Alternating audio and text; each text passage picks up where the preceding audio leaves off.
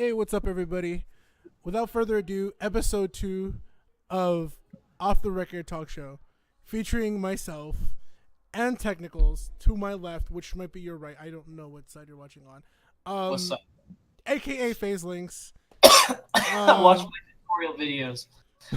I actually saw like one or two of them. They're actually really good. I God, that fucking cancer though. Like I made that shit in my closet in like Movie Maker when I was like 15, 14. It was that long ago? Well, maybe 16. Maybe I'm yeah. about to say, Maybe, hold on, because yeah. I lose track of time, but they're like 3-4 years old, and like. God, this, like one of them, I start off with this corny ass joke about footstool combos, and I show like a broken chair with a shoe on it, and it's like a riddle, and I'm playing the fucking what is that music? is it from a Zelda game? No.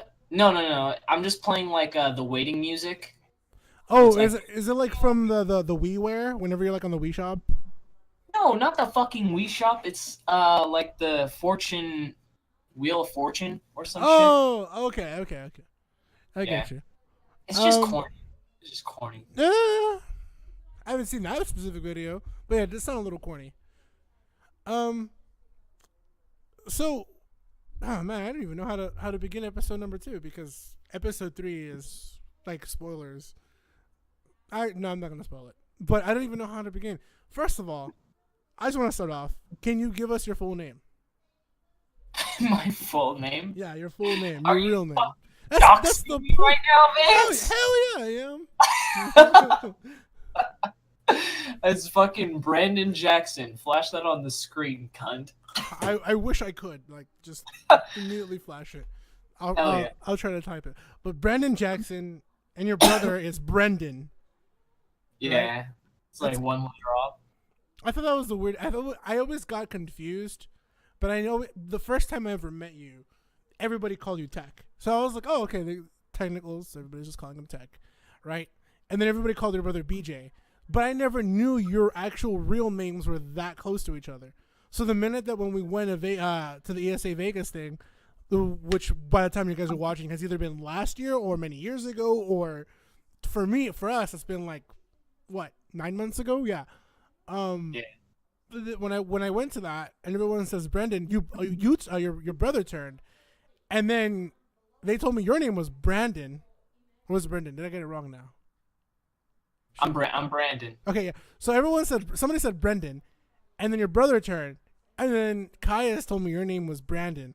So then I was like, I had it reversed. So for a while I just didn't bother. It's so much easier just to be called Tech because he's Turtle and I'm Tech, but like no one fucks that up. But you tell them our real names and they'll fuck it up all day. Oh hell yeah! I feel I don't see. I have a personal gripe against my own mom. I love my mom to death. Beautiful lady. Hell yeah. My dad, kind of a weirdo. I love him even though he upsets me all the time. They did a horrible job naming me.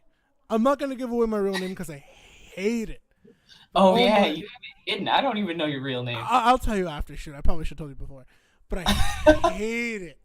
And I just tell people like I don't know why this is my name.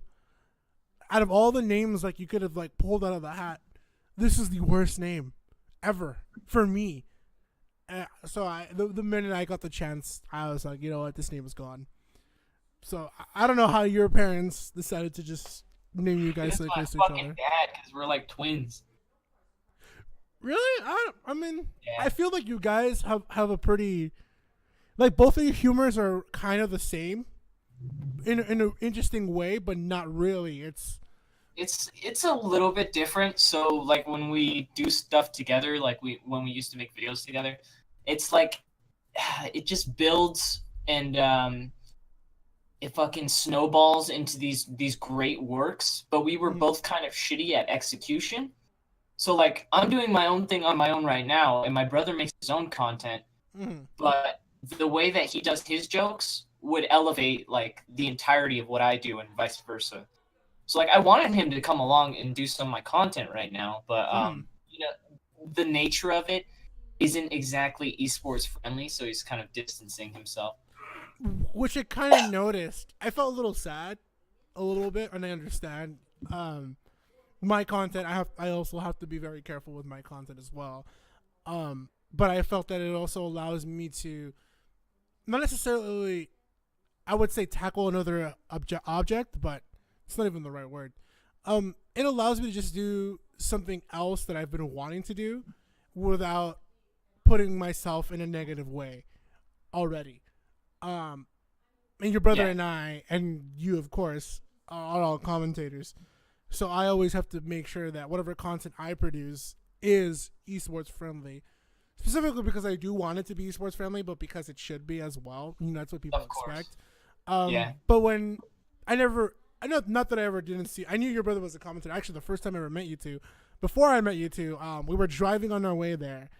And I remember asking S2H, oh, where were we staying at, right? We were supposed to stay at someone else's house. Originally, we were getting housed by someone else. But he said we're yeah. going to stop by your place for a hot minute. Just to hang out and talk. And I was like, oh, who is this Techniclas? I've never heard of him. And he goes, oh, dude, he's great. He's this funny dude. It's him and his brother Turtles. They got like this really great commentary, super hilarious, super original. Tech has like this persona called Ashley. And then everybody in the cars was like, oh, dude, you got to hear Ashley. And I was like, what? So then I play the video, and then I'm like, oh my God, this is the most hilarious commentary I've ever heard in my life. What is that? The Downtown Grand video? Yeah. That was great. I just thought it was the most hilarious thing. So when your brother Hungry Box was in that stream. really, Hungry Box, yeah, I remember looking at the Twitch chat and fucking Hungry Box was watching. that's crazy. Yeah, But yeah, and then I met you, and yeah, I thought you and your brother were like always just so hilarious the way you guys like went about stuff, and even in your videos, you know, the ones you guys did together, your content. I thought the way that you guys did the whole like, you know, Fox has his roommates. Coincidentally, Panther is one of his roommates. And the way that you and your brother kind of flowed with that and the whole older brother, younger brother kind of deal went so well with that rival with that video. I it can't, was the first ever episode we did for that was complete improv, yeah. and then the second episode we sat down and had like a structure of what we wanted for each part of the video, Mm, and then we did our improv based off that. But like I'm not a fan of having a huge script. I will yeah. write lines that will trigger like thoughts that I can snowball off of. Mm, It's too robotic if you give yourself a script, because then you're like, oh, what do I say next? You say whatever works next is how it's supposed to be. right. Which leads me to this segment, which I want to talk about. Right. If you guys don't know, if you guys watch for the first time, I apologize for like the super awkward late intro. But Off the Record is a talk show that I bring to you guys. I am dominantly bi-weekly, but I bring to you guys off the record talk shows so we can talk about things that go on in people's lives outside of Smash. But not only that, to give people a basic understanding of what this person is like, and also introduces people to the history of. If you guys watch the first episode, please go watch it. It features JMX. We talk a little bit about the history of 2GG, how it started, when did it start, things moving forward, some of JMX's plans, me and JMX's favorite beers. I love video games, great stuff like that. Great video to watch, but this one also really important too as well, because we, as you guys may have just heard right now, Techniclas produces content for his YouTube channel called FAF Productions, and he did a little pretty personal favorite series of a lot of people. I don't know why I'm losing the Fox and Friends. There you go, it was Fox and Friends, and he did a few I have videos. a two-part freaking that fell apart quick because it was so hard to do with all those actors. Oh my And god. like I edit the shit out of my videos, but it's like kind of hard to get Turtle to work on editing shit, and like I'd have to pay him for the work because obviously like it's upload to my channel and fucking like it was my idea originally, and we all worked really hard to make it as good as we could. But I was just getting so tired of having to wait for shit to get put out and then, you know, spending all this money. So I finally cracked down and learned Sony Vegas and Photoshop with the aid of my brother a little bit. But, you know, primarily YouTube videos. You know, YouTube's it's the daddy Yeah. of everyone's knowledge. But let's take it back to the beginning. Um, I want to start. What came up with the idea for? Actually, we did have a conversation earlier this week. I want to take it way back. Let's talk about your origins. I'm curious as to what got you to do things like the Fox cosplay, your Ashley persona, stuff like that. Where did all of that start? That's what I'm curious to know. You're great at it, honestly. It's like there's a great gif of you like doing it Fox up till IRL. That Like, and I thought it was the best thing ever. I have the gif of that. Yeah, I want to take it back to the beginning. Square one, day one. Where did this spark of creation start for you? Well, this is kind of gay, but I used to be like a Call of Duty troll. Mm-hmm. At first, I got into Call of Duty because my friend, and like the first thing I did was quick scoping. Like when I first touched the controller. Hold up. What Call of Duty did you play first? Modern Warfare 3. All right, that's good. Mine was Modern Warfare 1, but I got into it Modern Warfare 2. Yeah, W2 is a little bit older for me. I got into it, I'd say, around like 6th, 7th grade. Yeah, I was in high school, and everybody stopped. I love the Halo series, but Halo's great. Everybody stopped playing Halo 3 the minute Modern Warfare 2 came out, and everybody just wouldn't shut up about it. So then I bought it and I got into it. But that's not important. Go on. Yeah. So there was this YouTuber called YouTubeable, and what he would do was he would do like this girl voice, but he would do it like this, and it was super breathy. And I watched one of his tutorials on how to do a girl voice. Mm-hmm. And then ever since then, I started working on it. And like on Xbox, you can send messages to people, but before you send it, you can review it. So I would just like listen back and then fine tune it. And me and my best friend at the time, Jaren, he kind of sounded like a trainee, and I would make fun of him for it all the time because he wanted to do it too, but like, he's not as good as me. But yeah, just for hours on end, we would be talking to guys, and we'd get in a lobby and just, see where we could take it from there. Oh my god. But yeah, I used to just talk for hours in a girl voice and try to fine tune it. Yeah. That's amazing, dude. That's oh my god, go on. And then the whole Fox thing, honestly, I just thought it would be fucking sick as a Halloween costume. Yeah. But then, like, when you have a character like Kermit the Frog, and you're like, holy shit, I can do a Kermit the Frog voice. And then you start making him say some really vile shit just because it's like, I want to defile this completely innocent character.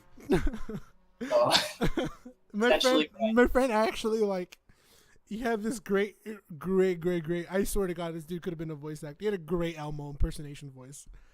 Let's go. And back in high school, he used to do it all the time, dude.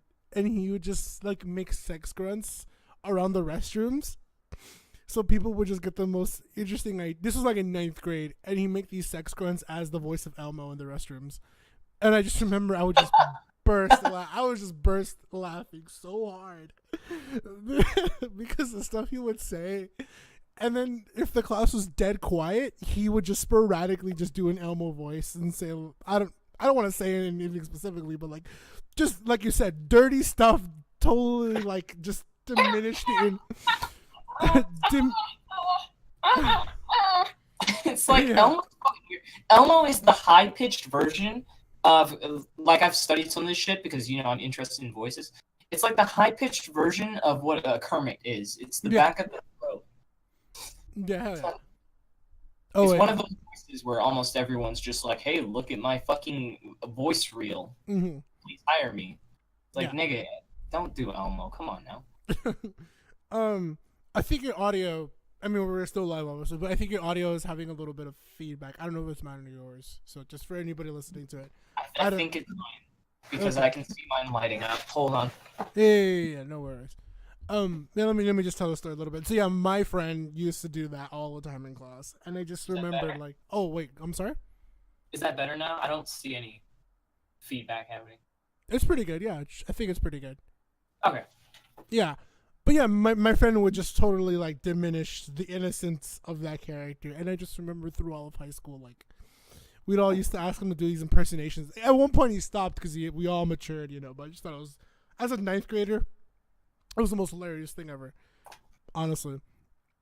But To be honest, like, sometimes doing that stuff can get tiring because people kind of treat you like a circus animal, and they tell you to do it whenever they want you to.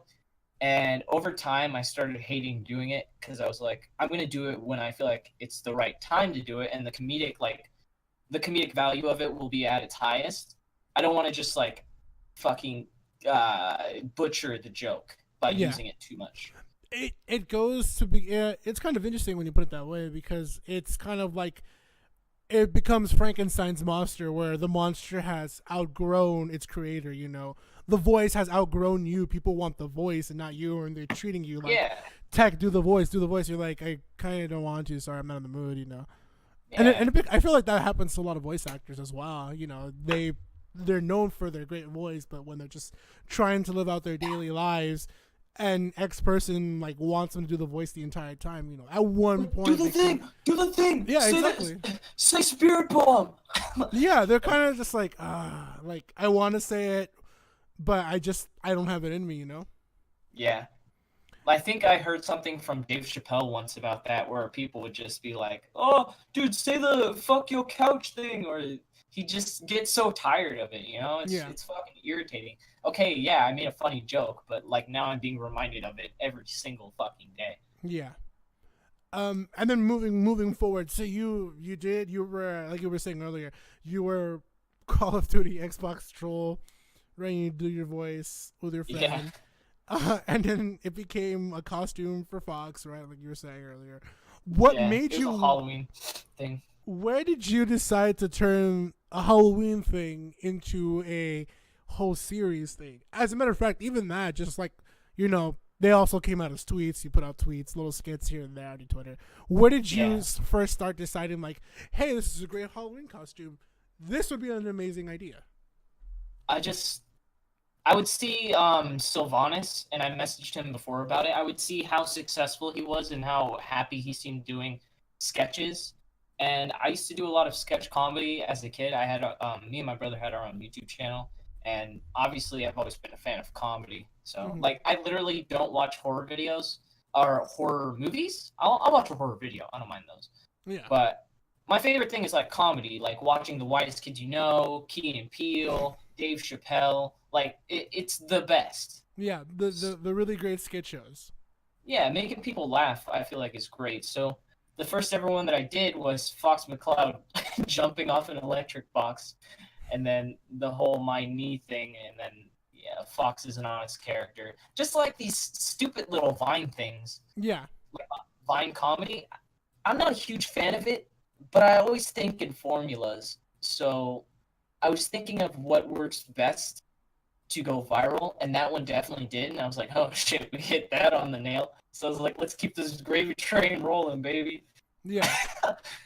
But I never made something to satisfy other people. I just made it because I thought it was funny. Yeah. So like, even if it flops, I'm not like ashamed of the video. Yeah. I think your audio is still giving like this weird. It's like a static.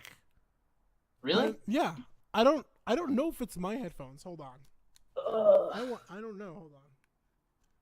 Let's see. All right. Are we good? Are we? Are you hearing static? It's kind of gone. More or less faint. Superhero static shock. That was a pretty I feel like it was an underrated cartoon at some point. I think it's probably my shitty connection because I'm not, wired. I don't have LAN. Oh, that's all right. It's all right. I for those of you watching, I totally apologize. But hey, show must go on, as of course. So you made those videos. Fox jumps off an electric box. I thought they were great because the whole Fox being honest thing. Actually, one of my personal favorite videos, of all actually, is the one where they have Larry, in a couch, and he's just sitting there like he's talking to a shrink, And they Yeah. go, a man robs lying to your mom. Is that honest? He goes, that's not honest. Okay. Fox fair footstools and you die at 0%. Yeah, that's honest. Like that. I don't know if you've seen the video. I don't think Yeah. I've seen this video. I love Larry. I'll send it to you. But that whole video, like about Fox being honest, I thought it was like the greatest thing to make it to a skit. Yeah. If you guys are watching, go. It's on Larry's YouTube channel. It's like one of his most recent ones. Go check it out. Like pause this video, go watch it. I thought it was pretty funny, the whole Fox being honest thing. But it's great that you understood like the meme of the character. You understood like Fox's voice, the character meme, the character's background, and then you just decided to incorporate that into a personality all together. Yeah, I'm a big fan of like having characters because I already do a lot of voices on my own, so I like to name my voices because when you're in an improvisational situation, it's a lot easier to have a set backstory that you can roll with and an age and all that shit than to come up with the basics on the spot and then get the plot rolling. Yeah. I really like story crafting. Like if I'm sitting down reading some lore, that shit's great. I love like reading into Halo lore, all this other stuff. It's fantastic. I remember like the coolest thing about Halo was you could like there were 3 things to the campaign. I remember in the campaign like everybody loved doing these crazy stunts. But you could also find the skulls. They gave you like really cool Easter eggs you can activate. And then I remember the game itself had lore that you could find that was hidden. Yeah. That you had to do like outlandish things to find the lore. But it was so worthwhile reading because it brought you a whole new level to the game that you didn't know existed. Yeah, it just broadens your understanding of the overworld that these people designed. Yeah. It's like they thought all this shit up and none of it's real, but it's still incredibly interesting. I'm glad it isn't real, dude. I can't imagine a world where the flood actually exists. Oh, dude, the flood scared the shit out of me as a kid. I know, dude. I remember playing Halo 2 and you got to the flood level and I was just like, oh my god. The music. Oh my god. The music. Yeah, the music was the worst. Even I remember my friend and I would always do the level together. We could never do it solo. It was always as a team, dude, because I was so scared. I just remember being panicked. It's whack. But that I'm one of those people who didn't buy an Xbox. I bought the PS4, but right now I'm really missing the Xbox. Just want to play some Halo 5. Hell yeah. Because I did manage to play that game with a friend when it first came out, and I had a lot of fun playing the multiplayer, but I felt like that was short-lived for me. But moving forward, so you started doing these skits, right? And then you started producing these content, and then I felt like you weren't peaking. I don't know. I don't want to say you were or you weren't. But like I felt like you were hitting these really great notes. People love the content. And even still to this day when I ask people like, oh, Techniclas, dude, I can't wait until he puts out another, Fox and Friends videos. And then that just became like it just stopped. Yeah. And they were kind of no more. Is there a certain we kind of talked about it earlier, but is there anything specific, that you want to explain more into details to why, that entirely stopped? The Fox and Friends house series or the skits? Both.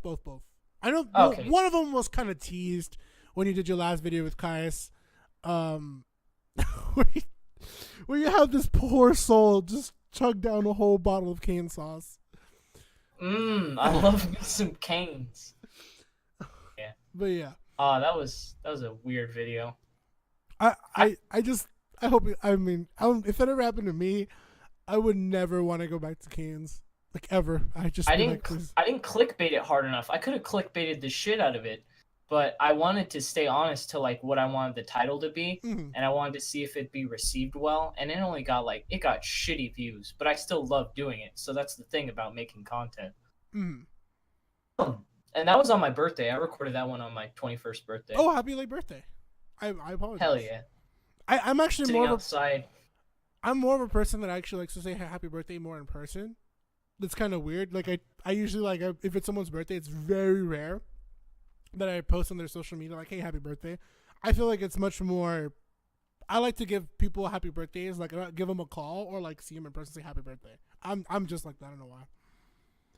Oh yeah, it makes sense. More personal. Yeah, I always feel like it's because anybody could just type in happy birthday and they haven't seen you in years, but like I personally like to go up to the person and say happy birthday. But happy late birthday. Back Thanks, to the dog. topic. So yeah, regarding why I stopped doing both of those. First off, the Fox and Friends series, the little mini like reality show that we were doing, I thought it was fucking great. And I honestly, thought it was honest. It was honest.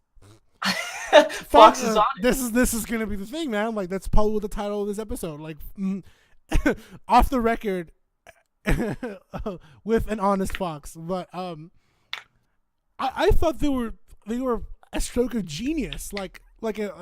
Almost like an SNL skit catered to the Smash community. You know?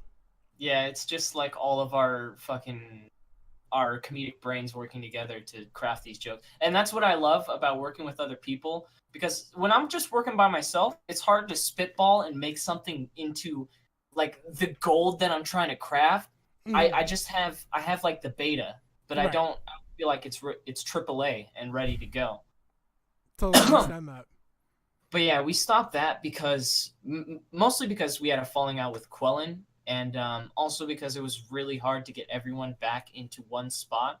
And Turtle had to start, like, we were at Turtle's place when we did those, and he has to start moving around. But eventually I want to bring that one back up. But the one that I don't want to really revive is the Fox skits that we did, because I wasn't having fun with them anymore. I was literally just thinking of stupid, relatable shit that people would click on and be like, "Oh, that's me. I've done that before. I've hit my toe on something before." Yeah. And like, that's its own genre. And not to throw anyone under the bus, but I feel like Vine comedy is something that Sylvanas has mastered, and I fucking love and respect Sylvanas, and what he makes is fucking hilarious. Right. Oh, hands down. Dude.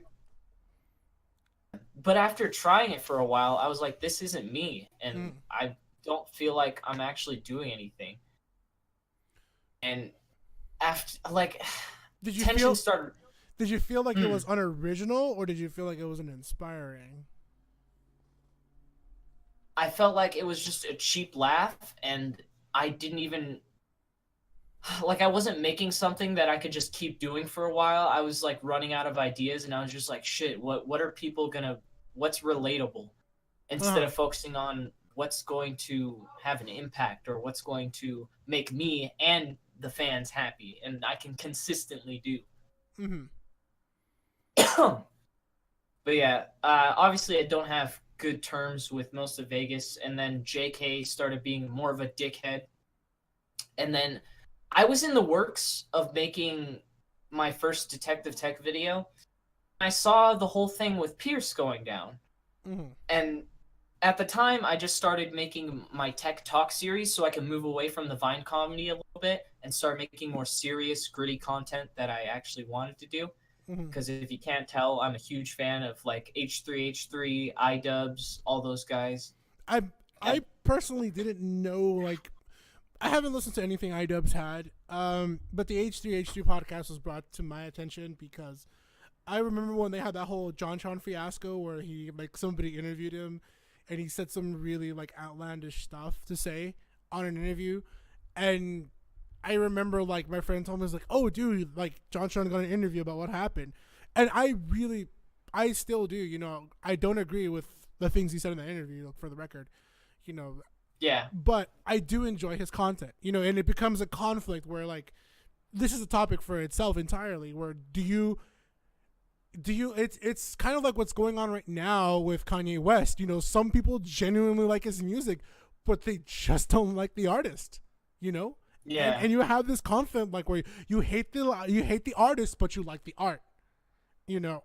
And I don't hate John or anything, but you know, I was a little taken away by like what happened during the interview. But I still like this content because I thought it was a great way to do these generic, or what's become generic, YouTube game reviews, you know, because they're so generic nowadays. Like, you know, oh, let's review an old school game from like 30 years ago that no one played. But JonTron did it in such a style and such a way that it stuck, and it was so unique that no one really does it that way anymore. Dude, I grew up on JonTron. Yeah, so did I, and I love this content so much. So, you're saying? I'm sorry. No, yeah, I grew up on JonTron and fucking content. He's a great personality, and like when you see him really shining with other creators, it's just like, wow, he seems like a guy I would like to hang around. Yeah, like I have the benefit of living in LA, of course. So living in LA, like I go out to eat. I don't want to name where because I don't want people to just start like trying to like eavesdrop on them all the time. But I legitimately have eaten at restaurants where the Game Grumps will be sitting a table or two away from me, and I think it's first of all, it's like you have to wipe off the sweat because you really want to go up to them and tell them like, hey, dude, I love your guys' content, blah blah blah. But at the same time, you being a bartender for so long, meeting so many voice actors because I've met so many. Like I've had the voice actor of Lucio, I've had the voice actor of McCree, I've had Yuri Lowenthal sit at the bar before, but I have to literally hold it back and just say like, I want to freak out, but I have to remember I'm just here to serve these guys drinks. You know, I don't want to. That's some professionalism right there, Dan. It's so hard, dude. Like I've had so many times. God, I can't remember his name right now, but somebody tweeted at me at one point. The voice actor for Samurai Jack, he was there. He showed up to the bar, and I only know what he looks like because he was coincidentally in the movie Pulp Fiction. Yeah. So he was in that movie, and I literally the minute he walked in, I bought him a menu. I said like, hey sir, welcome to the bar. I was so hard, like trying hard like not to freak out.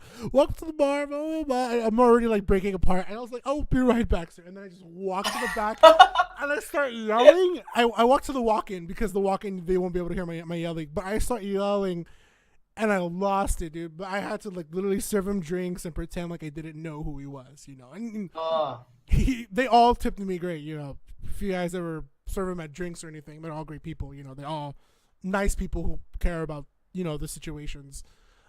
It's incredible, like what some entertainers can like physically do to their fans. Just saying hi to them, liking their fucking tweet, just the tiniest things. Yeah. And it really makes you think. It's like, wow, the kind of influence they have over other people's lives. And I will tell anybody this. I thoroughly enjoyed my interaction with him. Then I would have felt that, hey, can I have a photo? And I kind of ruined his day because he's just there to have a drink and he doesn't want to, like, you know, do impersonations and stuff. Yeah. And I had much more fun interacting with him that way. I thought it was beautiful in its own right, you know. It's kind of weird, like you're watching an animal at the zoo or something.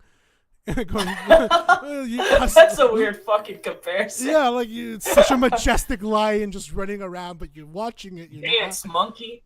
You know? Dance.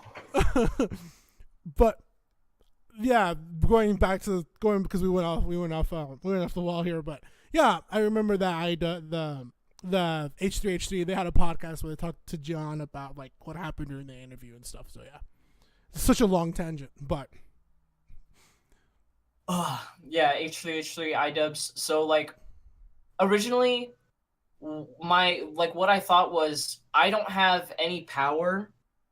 I don't have like the clout quotation marks fucking to fight these things that I see are wrong and that I want to help other people with. The only thing that I have is my voice and my analytic capabilities and how fucking cynical I am to look at something and instantly point out at least like 5 things wrong with it. Mm-hmm. So I was literally binge watching all these commentary channels on YouTube that will just sarcastically tackle, deconstruct certain videos, topics, etc., to try and bring light to what could be done for the better of it. And like I'm still fucking shitty at it, obviously. Mm-hmm.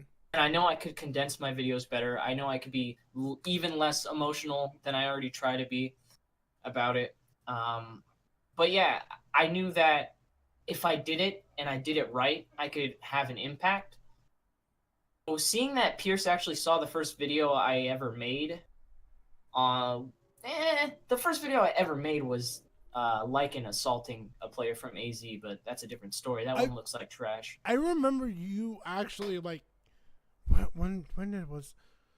So taking a, like I said earlier, like taking it like 9 months back, because we stayed at your place, and then you like I can't remember who showed me, but somebody showed me the video, and then I remember you explained to me like, oh yeah, I shot that video, and I was like, whoa, what? And then I thought for a minute this wasn't him at all because I didn't know what he looked like originally. But then when I went to a tournament that same night, because I was super drained from the car ride, SOH was just like rearing to go, dude. That dude had literally like he picked us up 2 or 3 in the morning. The minute he got out of work, scooped us all up, and then he was like, okay, we're going to Vegas now. He drove us all the way to your place, crashed for like, I want to say about 5 hours, and then he got hyped up for a local, and we went to the said local, and then he literally got like second or third. And then I remember seeing like at that local, and then I went back to your place, and then they showed me the video, and I was like, whoa, seriously, this guy? And I was like, yeah, but going on. Wait, you saw that video? Someone showed it to me, and I don't remember who. But yeah, I made that one first, but then I made the tech talk on Pierce, and when I uploaded it, since Pierce fucking name searches himself every 10 minutes, he saw it, and he watched it, and he actually replied about how discontent he was with me comparing him to Bill Cosby. So, me, being the amazing person that I am, of course I had to meme him. So I escalated the situation by saying like maybe he shouldn't be doing this, yada yada yada. And then he responds with some constructive criticism about how I could have made the video better. But then I said that I would have done that, but I had to spend more time with my beautiful girlfriend. So it was kind of a shot at him because he doesn't have a fucking girlfriend. Dude's thirsty as shit. So I knew he fucking hated being called Bill Cosby at this point. And I want to make a clear distinction that I was not saying he's exactly as bad as Bill Cosby, or he is literally Bill Cosby in the fact that there's rape allegations and stuff. What I said in my video was that I thought it was funny that they both had multiple women coming out about them and their sexual advancements. So if you look at the original screenshots of the DMs, Pierce is clearly, advancing on this woman, for a potential relationship. So, right. And it was unsolicited. She didn't want it, and she told him she didn't want it. So, I felt like that was pretty fucked. So I wanted to do something about it. Right. So I had to run with the Bill Cosby shit because he was pissed off. I was like, this is gold. That's what you find. You find the point that they hate and you tackle it. And I was so proud because someone actually edited his face on a Bill Cosby, and people started doing all this shit. Yeah, I saw the memes go up on Twitter. Yeah. I saw him complaining about people harassing him, but at the same time, you gotta remember, this dude is constantly in women's replies, just making them feel fucking uncomfortable. And I know that it's genuine because he did it to Paradin once, and they're fucking friends. So what does that say about all these other chicks that don't know him that well? And he's writing them fucking poetry in their replies. Yeah, cool. Let me take it a step back. Cool. Several steps okay. Back. Let me take it a few steps back. What caused you to do? Because I feel like we just jumped before me introducing it. Oh yeah. But I'm so glad you talked about it because it is important, obviously, But what did cause you to move? Obviously, you said you love the H3H3 podcast. You listening to iDubbbz. He made reaction videos before he did the podcast. Yeah. But you like watching that kind of content. What inspired? That's what mainly inspired you, right, to do that content. Mainly, is there any other inspirations that you might have gotten, or did you just decide hey, this is hilarious, but I don't want to do this anymore.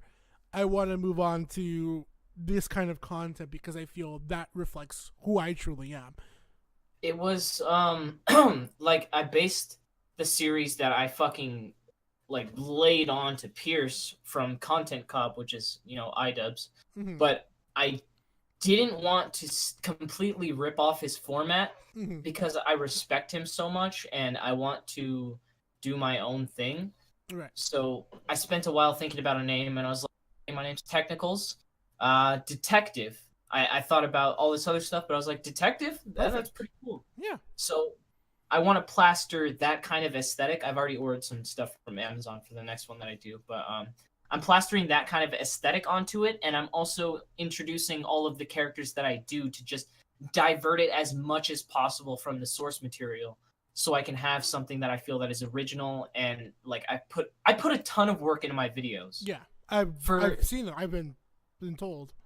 For the one on ESAM, I took 2 to 3 days just writing an outline on the points that I have shit that I didn't even say, just ready for if he actually responded, which of course he didn't, because, you know, ignore the criticism if you don't want to, you know, acknowledge its existence. Mm-hmm. But like, you got to be prepared when you go after someone, especially someone with more, like, you know, power and followers and all this garbage. I was scared when I went after Pierce. Mm-hmm. I was kind of scared to do detective tech because I was like, maybe it's too early. Maybe I shouldn't do this. Like, yeah, the person I had planned to do it on wasn't as big as the biggest coach in Smash 4. Who was the original person? If you don't mind sharing. That one's gonna remain a secret because I've been monitoring him, and I have I was so scared. I was like, I need to do this really well. So I went through 2 years of his tweets and his social media, and that took me a month. So like, if anything happens, and you know, I just feel like he relapsed. It's time for the atom bomb of a lifetime. Everything else I've only taken like a week or 2 weeks to, you know, really gather together. That's crazy. Not in a bad way. Like, damn, I would have never thought of that myself. Yeah. But yeah, go on. Like you were saying. What made me want to do it on Pierce was he was just such a fucking arrogant prick. He started essentially talking shit about my content. Like, after watching the Pierce 7D Tech Talk, he's like, this is mildly entertaining at best. And I just fucking double taked. I took a look at myself. I was like, mildly entertaining at best? You son of a bitch. I was like, I am not about to criticize you, and then you're going to come at me telling me content is not entertaining. Yeah. So from then on out, I set out to make the most fucking entertaining video against Pierce, because he wanted to, like, originally I was like, oh, okay, you know, I want to respect Pierce, but this is kind of a funny meme, so I'll talk about it. But then he continued to be an asshole to everyone, and then also shit on my content. Mm-hmm. So it was kind of personal to me at that point. I was like, I gotta drop the hammer. I was practicing Sony Vegas, making little memes here to get the effects down and all this clipping and stuff. Because I started learning Sony Vegas probably a couple weeks before I did that video. Well, so you picked it up like at a pretty breakneck pace then. Yeah, that's my words. Breakneck. Damn, it's weird. I've been using Sony Vegas for like 2 months.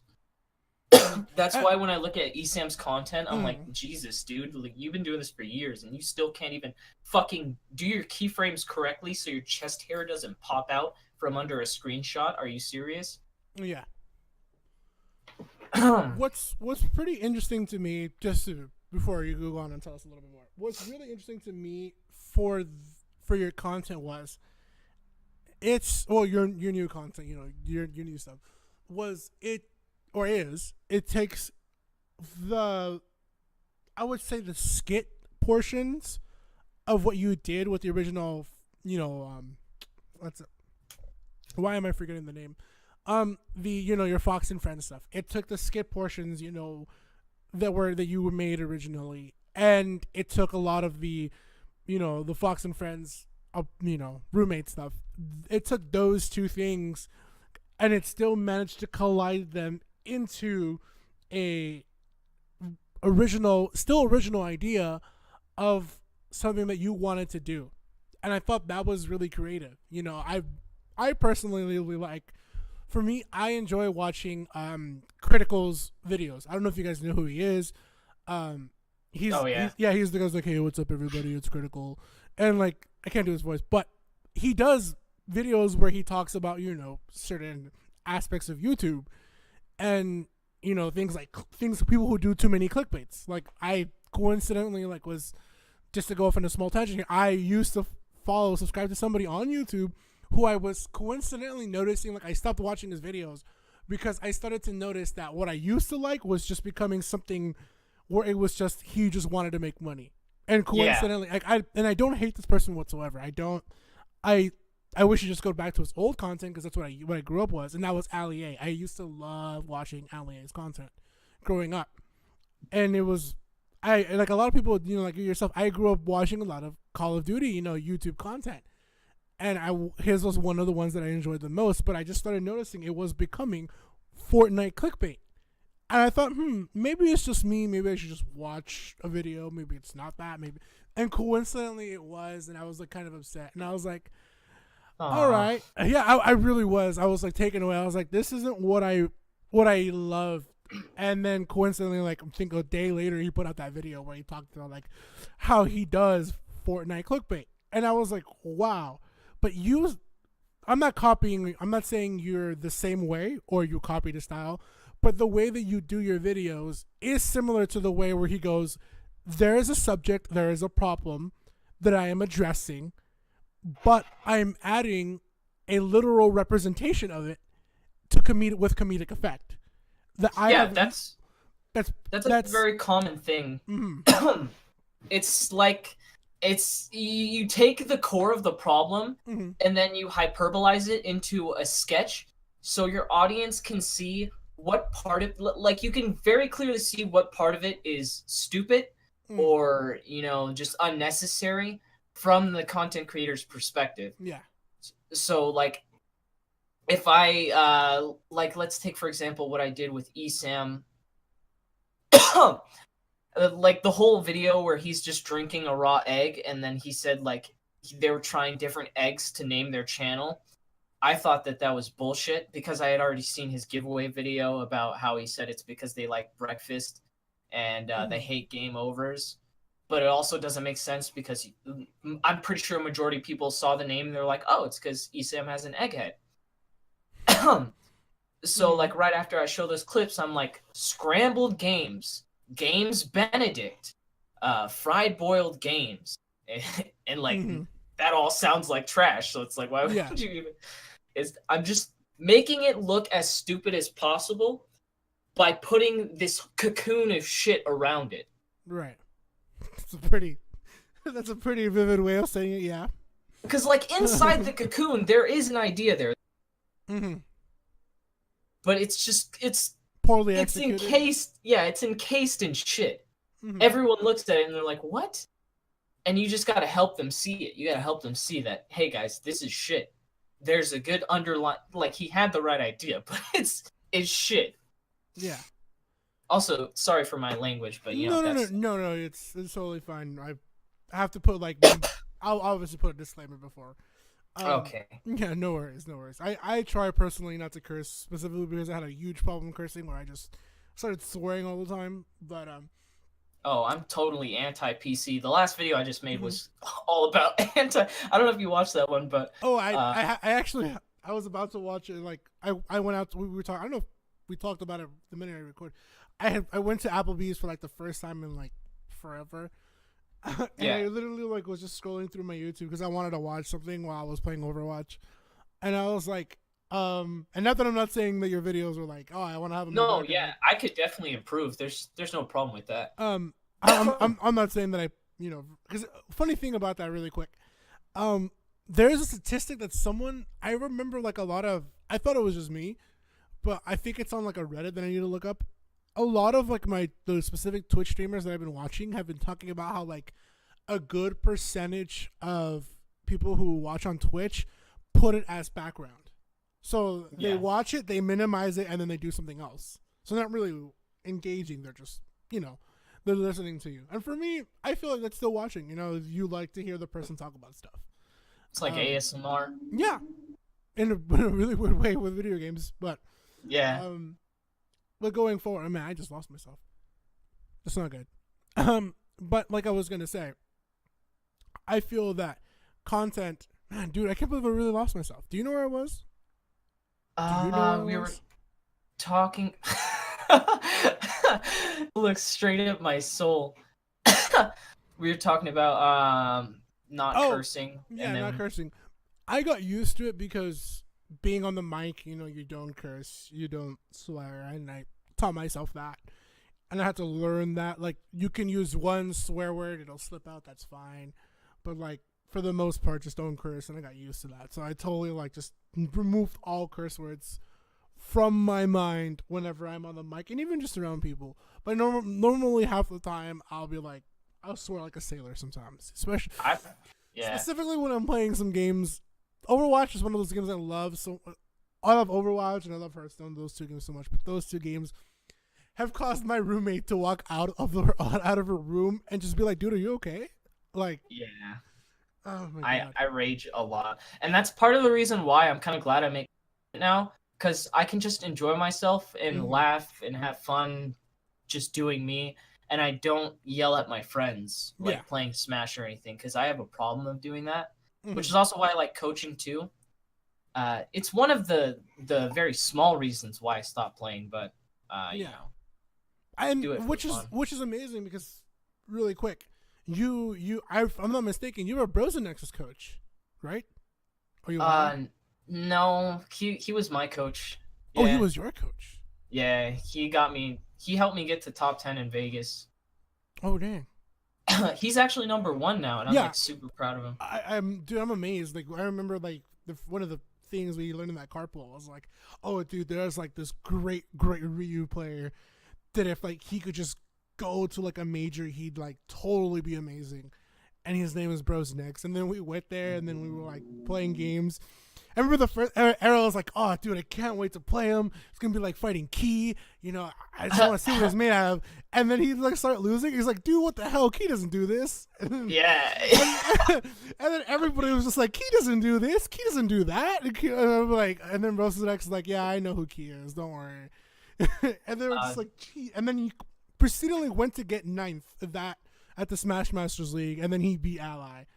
It was godlike. Yeah, and to what I said is like, I don't want people to say Ally is washed because to be fair, he even personally said like, hey, I'm starting to take a little bit of a different step back towards the game. I personally enjoy watching Ally. He's actually one of the first people I ever went up to and talked to. Ever. He's a really nice guy. Yeah, he's a really swell dude. He's a really awesome. I hate to use the word, but as a commentator, some people tell me like, "Oh, dude, you're not a gym if you go talk to a person." But I'm like, I don't have clout. I don't. Nobody in reality. I'm like, yes, people know who I am, but people don't really know who I am. Yeah, I feel that way all the time. Yeah, like I need validation. Exactly. Like yes, people know me.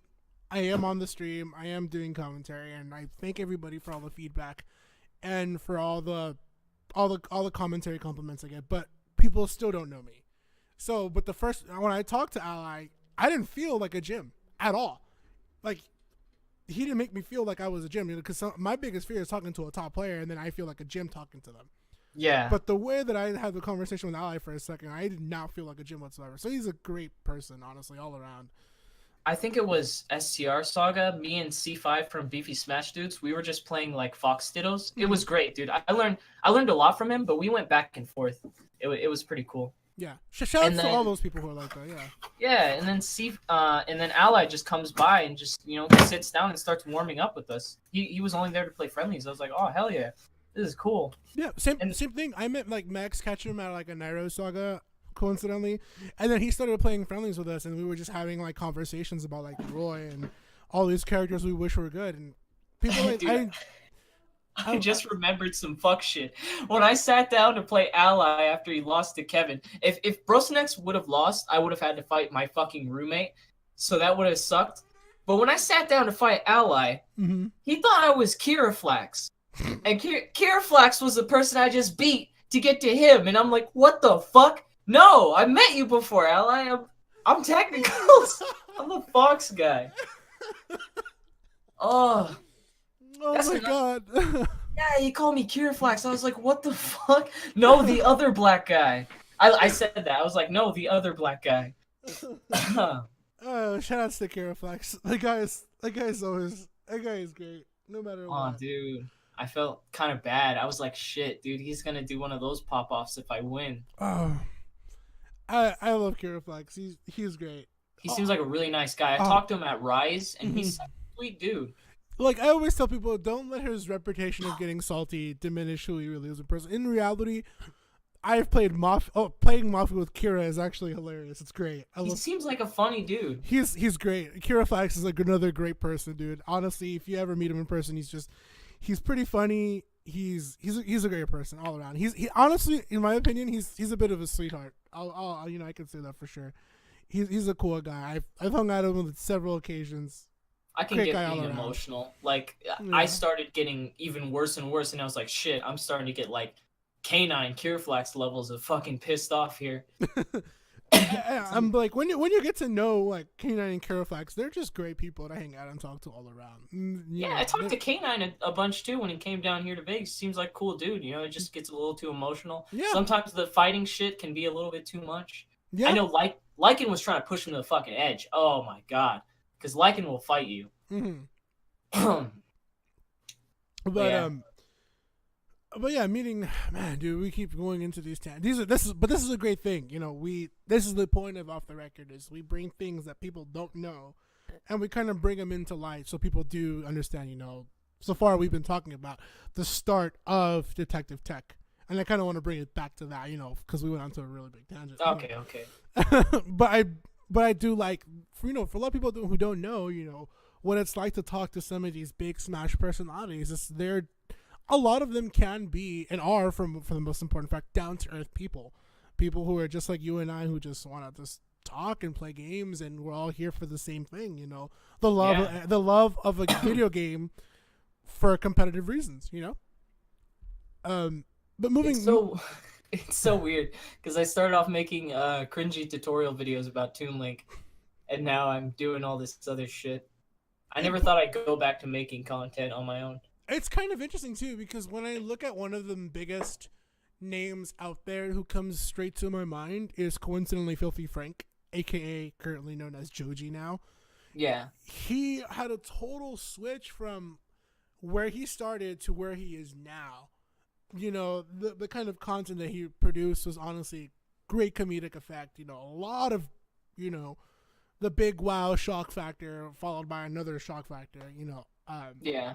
it was great content that a lot of people enjoyed for a great time. But then, you know, he announced like, hey, coincidentally at the perfect timing, he announced like, hey, you know, I liked it, but it's not for me anymore. And it's not what I want to do. It's not who I really am. And it's hurting me to a real effect where I need to stop doing it. And I want to pursue something that I truly love, that I truly enjoy. And he's doing great at it. He's killing it. Like, he just look him up, Joji, on YouTube. Like, he literally just made a great music video that got a lot of views. You know, and he's making it out there as an artist, as you know. I'm happy for him. Yeah, he entertained us for so long. Like, you really can't squeeze these people for everything they're worth. Exactly, and I feel like now he's producing great content out there, and I feel like that's putting you also to the same light where you did have something you enjoyed, but now you feel as if, hey, I don't want to do this anymore because it's not part of me and I'm not having fun as much as I used to. I'm screaming at my friends. You know, I don't want to do that. I want to do something that makes me feel happy with my content. And I feel like that's where you took all of that Fox and Friends stuff and brought it to Detective Tech. Yeah. Right, which is your new series. I've told Nico and S2H this before, but just seeing all the people on social media just subscribe to this thought of being incredibly, like, being positive is a good thing. But if something is happening that isn't exactly, like, the best, you can't just say, oh, well, you can't say something bad about it because that would hurt somebody's feelings. Mm-hmm. No, fuck your feelings. I don't care. I want what's best for everyone, not what's going to hurt the least amount of people. Because there comes a point in time where shoving these things off in the corner and acting like you won't have to deal with them at some point is going to be more detrimental than learning how to deal with it. Mm-hmm. So if I gotta daddy up on some people and, be that quote unquote villain, then I'll do it, because clearly there's other people that believe the same thing. Like, you gotta deal with some of this shit. Yeah. You can't just be like, no, it can't exist, therefore we don't need to deal with it. No, this shit will exist, and it'll keep existing for the rest of your life. So good luck with that. And I feel like that's something that does happen for the most part. Some people just decide, like, I don't know how to word it any better than you did, honestly. But I feel like that's a great way to explain it, honestly. Yeah, I don't like the delusional thought of, if it's negative, then you're toxic, because then you're basically annexing a third or a half of the community that might be, holding in these other feelings because they feel like they can't express it, or else they're going to be put on a pike. Yeah. And I feel like that prompted you to make your other follow-up video, kind of. I think it was right after you made a video where you talked about what is toxicity. Yeah, I wanted to help people because I feel like the definition of it, the definition did become, honestly, me who goes to university, who's like, I do blame my previous community college English teachers, but me who even goes to university, who studies, business and I have to understand a lot of these terms, I started to question what toxicity really meant. I was just like, I'm so used to being in the Smash community that I've kind of forgotten the actual definition of toxicity, and I've traded in for this term, this newfound term that is that has been adopted by everybody. It's so generalized. It gets overused to the point where, like, people are desensitized to the word, so literally anything could be toxic. It's like, oh, you just called me a bitch, you're toxic. Like, what? Then coincidentally, I've heard people say it that way too. Someone calls someone something, and then they say, oh, that's a toxic person. And I thought about it, like, that isn't really toxicity. He's just calling you out. That's about it.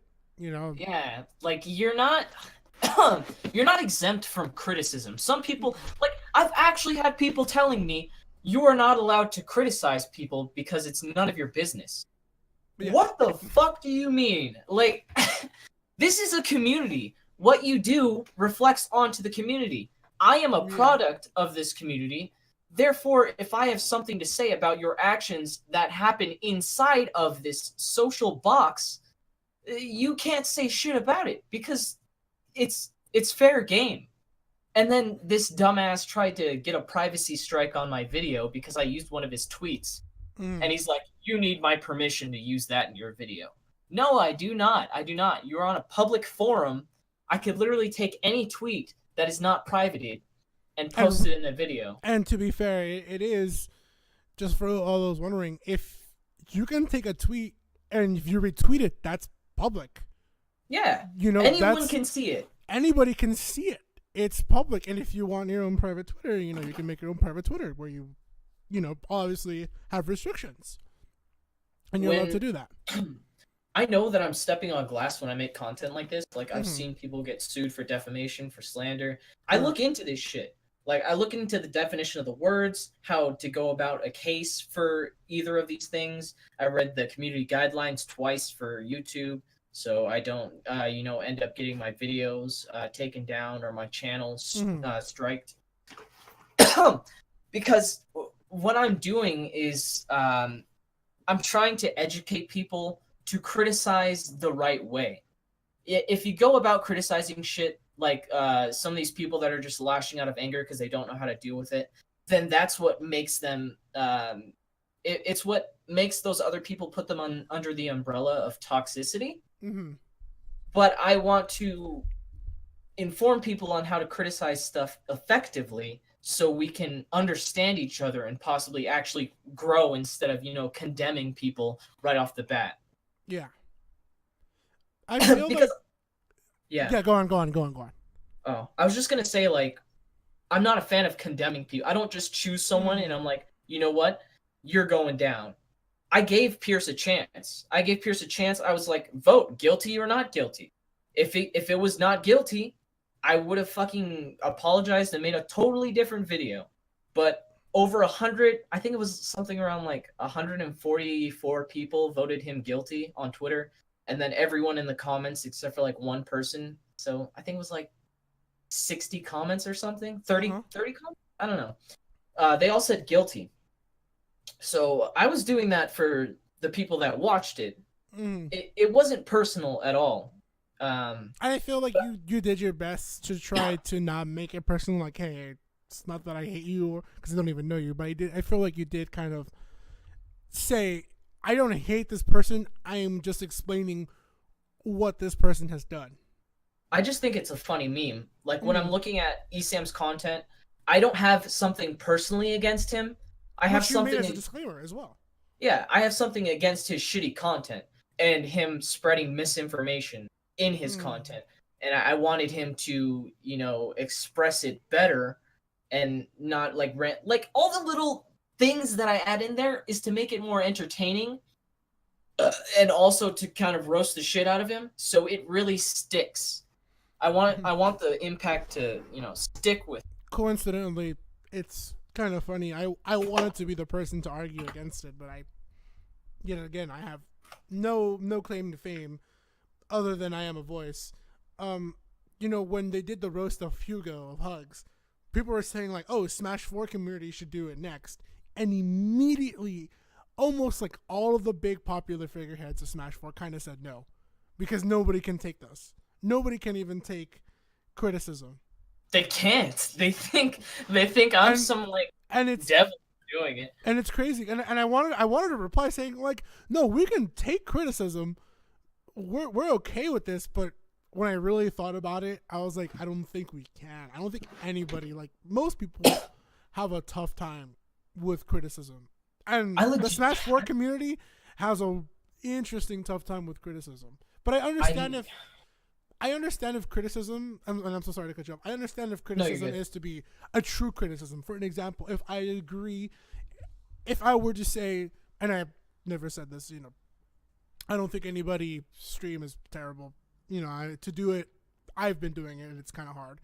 But if I say X stream at this tournament is shitty, that's a really awkward criticism, because that's just me saying that's a shitty thing, right? And that's giving criticism.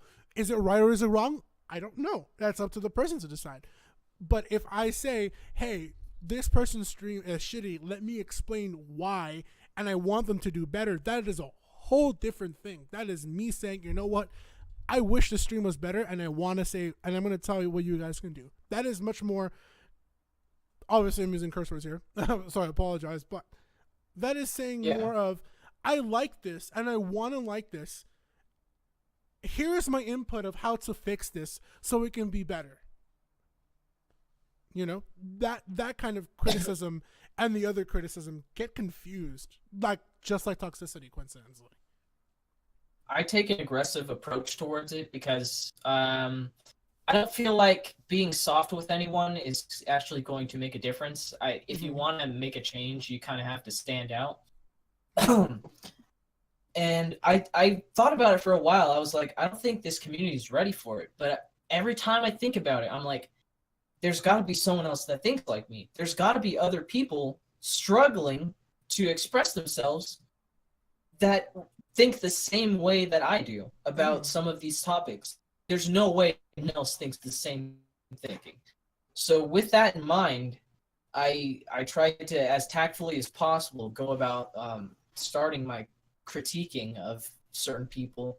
And I've been getting all this constructive criticism from certain figureheads in the community, and you know, obviously the people that watch the videos, and even people that shit on me. It's like, thank you, because now I know what you don't like about my videos, and I'm going to fix that part of my videos. Like people that thought they were premium roasting me in my first couple videos, I was like, you're right, I did mess that up. I'll fix that next time. Thank you.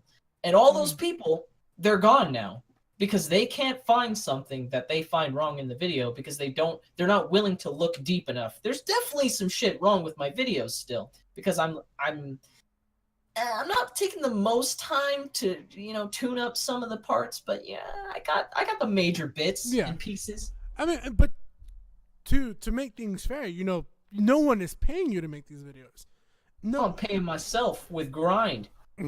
Well, yeah, obviously, but like, but that's the thing I always tell people is like sometimes people expect these videos to come out like the greatest production quality you've ever seen off the bat. Yeah. But I tell people a lot. If you look at a lot of the best YouTubers' videos, their production quality wasn't that great. You know, and they pay editors now. Yeah, now obviously, you know, but Most of them. but yeah, they've rose up to a level. But some of them who do the editing themselves, you know, they've come to us. They now have a standard that people like. You know, that's one of the deals that I always tell people when you come up the ranks. You know, things won't be as great as you expect them to be right away, but it'll rise to that accordingly. You know. Yeah. You gotta go through the shitty videos to start making some good ones. Exactly. I always tell people I wasn't the commentator that people know me today. I wasn't always that good. If you look back at, oh my god, if you go back to 2015. If you go back to 2015, you can't even find it anymore. I'm pretty sure. I tried looking for it. I used to have it. I think it got deleted. If you go back to 2015, go to a little. If you find the video, like tweet at me at Vance_EXE. Go back to 2015 to UGC Final Battle, Super Smash Brothers for Wii U. I am doing commentary on the mic with Keitaro and Bam. And the story of that is a whole nother story that if you guys want, let it make it be known. This isn't about me. It's about my good buddy here, Tech. But I wasn't. I was terrible, dude. I was so bad. And I look back and about it, and even some people to this day have come up to me and recognized me, like, "Dude, you were at that video on Clash Tournaments, right?" And I was like, "Yep, that was me." Yep, that was me. Don't look into it. Yeah, and I'm like, but that's who I was at the beginning. No one ever guided me or ever taught me or ever criticized me. Until much later, and where I started to make improvements, where I started to take time out of my personal life to make my commentary much more sharper and all that. You know, I always tell people, you don't start, well, my mom was the first person to ever tell me that, because once upon a time I was a very, very, very sad kid. But my mom told me, you don't get to, no one is born great, you become great. And you learn from losing. True. And when you take that into context, in terms of content, things rise slowly, you know? And I feel like, coincidentally, you know, your content is getting better. Yeah, it's not 100% to the quality that a lot of people love, you know, majority of the best YouTubers. But it is becoming something that you enjoy, that you can see that, going back to what you said, you're not, because I've seen how genuinely you are laughing, how genuinely you are funny and having fun. That's genuine. You know, you, like you said, you don't have to yell at your friends anymore. You know, this is something that comes from the heart and soul that you enjoy it thoroughly. Oh, dude, in my day-to-day life, I will literally rant about almost anything. Like, even when I'm going to Ren Fair, I'm just being a complete fucking critic. But I toned it down, because after seeing the atmosphere, I was like, oh, this is fucking cool. They got muskets, they got cannons, they got turkey legs and all this. I've always wanted to go to medieval times, but I've never gotten the chance to go. It's a treat. There's this one dude that actually got beat up by this barbarian chick during their fight on this field. Mm-hmm. And he had a gash in his head. He had some blood on his ear and back of his head. I was like, damn, she went in. I would have paid top dollar to go see that. Like, damn, dude, this dude's getting beat up by a woman. Let me pay, you know? But yeah, I'm naturally... not saying that I condone violence, just... Okay, guys, please. You're into... I'm not shaming. I'm not kink shaming either, guys. Yeah. Just so you know, disclaimer. Yeah, disclaimer, hey. Don't fight each other. Let's all be friends here, but yeah. That would have been a sight to be seen. Especially at a themed event, you know. I naturally like to rant about stuff, but when you're making a video, the point is not to ramble and, you know, hit those critical points.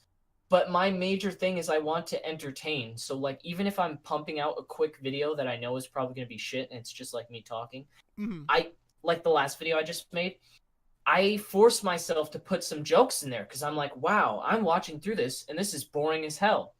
And I know everyone else is going to think the same goddamn thing. So either my voice has to be incredibly spontaneous, or I need to craft some jokes and some witty wordplay as I'm recording the video. Yeah. I'm not amazing at it, but I have an idea every once in a while. I'll write it down. I rewatch my videos a lot so I can see, oh, I say this too much.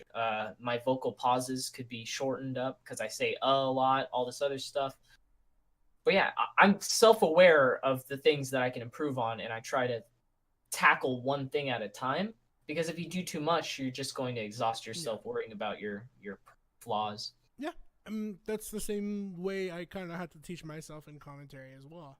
Yeah. And even like I do love going into tangents, but I do know like, hey, we got to come back. And it's the same way that I had to teach myself in commentary. Like I do love talking about like, oh, dude, my favorite anime is Yu Yu Hakusho because blah blah blah blah blah. And like I think of Lucario as Yosuke, and I was like, no. Let's bring it back to the game because that's where it matters. There is a space for that, but it's not here. Hell yeah. And I remember I had to watching. I'm my own hardest critic, always. I will never ever agree how good I do ever. I think the best I've done to date, coincidentally, was SCR this year.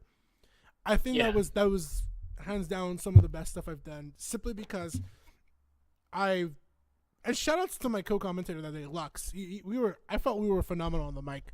Honestly, a lot of people don't watch dubs because dubs is great, but I don't know why people don't watch it. But like, if you watched that, I felt that we were both doing such a good job.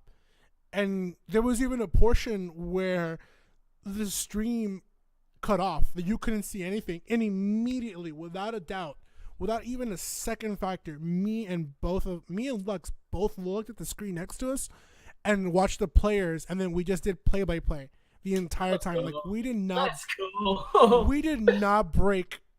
Roll at all. I love it.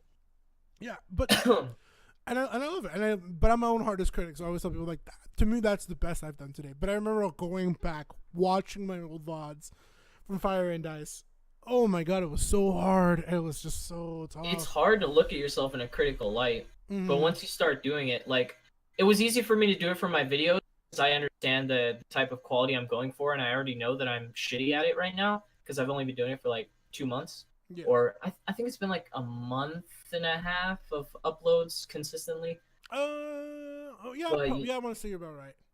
But yeah, I used to, watch all my VODs, and I finally became PR in Vegas, and then I started coaching other people, and I got used to looking at my faults. So it made it so much easier to do this other thing, which is why I personally think it's growing a lot quicker than I was expecting at first, but I'm just hoping I don't plateau at some point and I can just keep making consistently better content.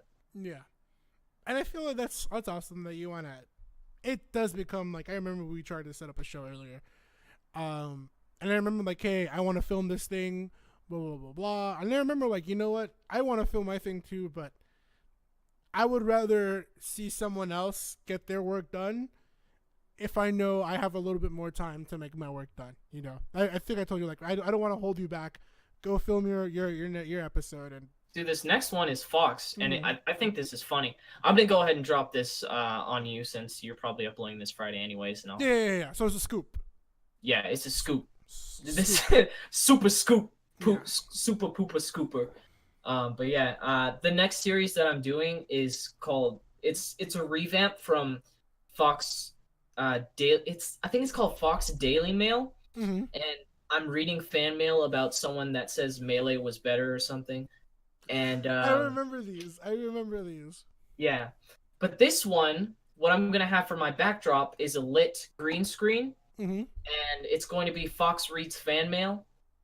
And the initial premise, at least with the first episode, is going to be that Fox misunderstands certain questions, like, and then he adds some kind of sexual, some kind of sexual response to a completely benign question, and then it's gonna be fun because I can put whatever I want on the green screen at different intervals, and I fucking love that. And then I'm going to edit in my own voice as like the producer talking to Fox, so I can improv with myself. I I think it's gonna be really fun to do, Yeah. and it'll give Fox his own little spotlight. It's I always pretty- feel I feel like a lot of people did request, like, you made it known in the other video, like, hey, Tech, where is Fox? And then you're like, well. I'm like self-projecting on myself because I feel bad. I feel like I stabbed Fox in the back. That was the best thing about it too. I always tell people the coolest thing about Eminem is he is two people at once, right? Yeah. He is the hardcore diss track writer, known as, like, big time gonna roast you, Slim Shady, right? Yeah. But he is also Marshall Mathers, the methodical, one of the best rappers of all time, Hall of Fame, Mr. Soliloquy himself, you know. Yeah. The thesaurus incarnate, you know. AKA. Yeah, like, all these names. yeah. But he's two people at once. So it's funny that you, like, realize, like, hey, I'm Tech and Fox, and I kind of just backstabbed Fox in the back. Yeah. And yeah, I thought it was a great way to put it. I like story building, so what I'm doing with my channel right now is I'm setting up stuff for the future.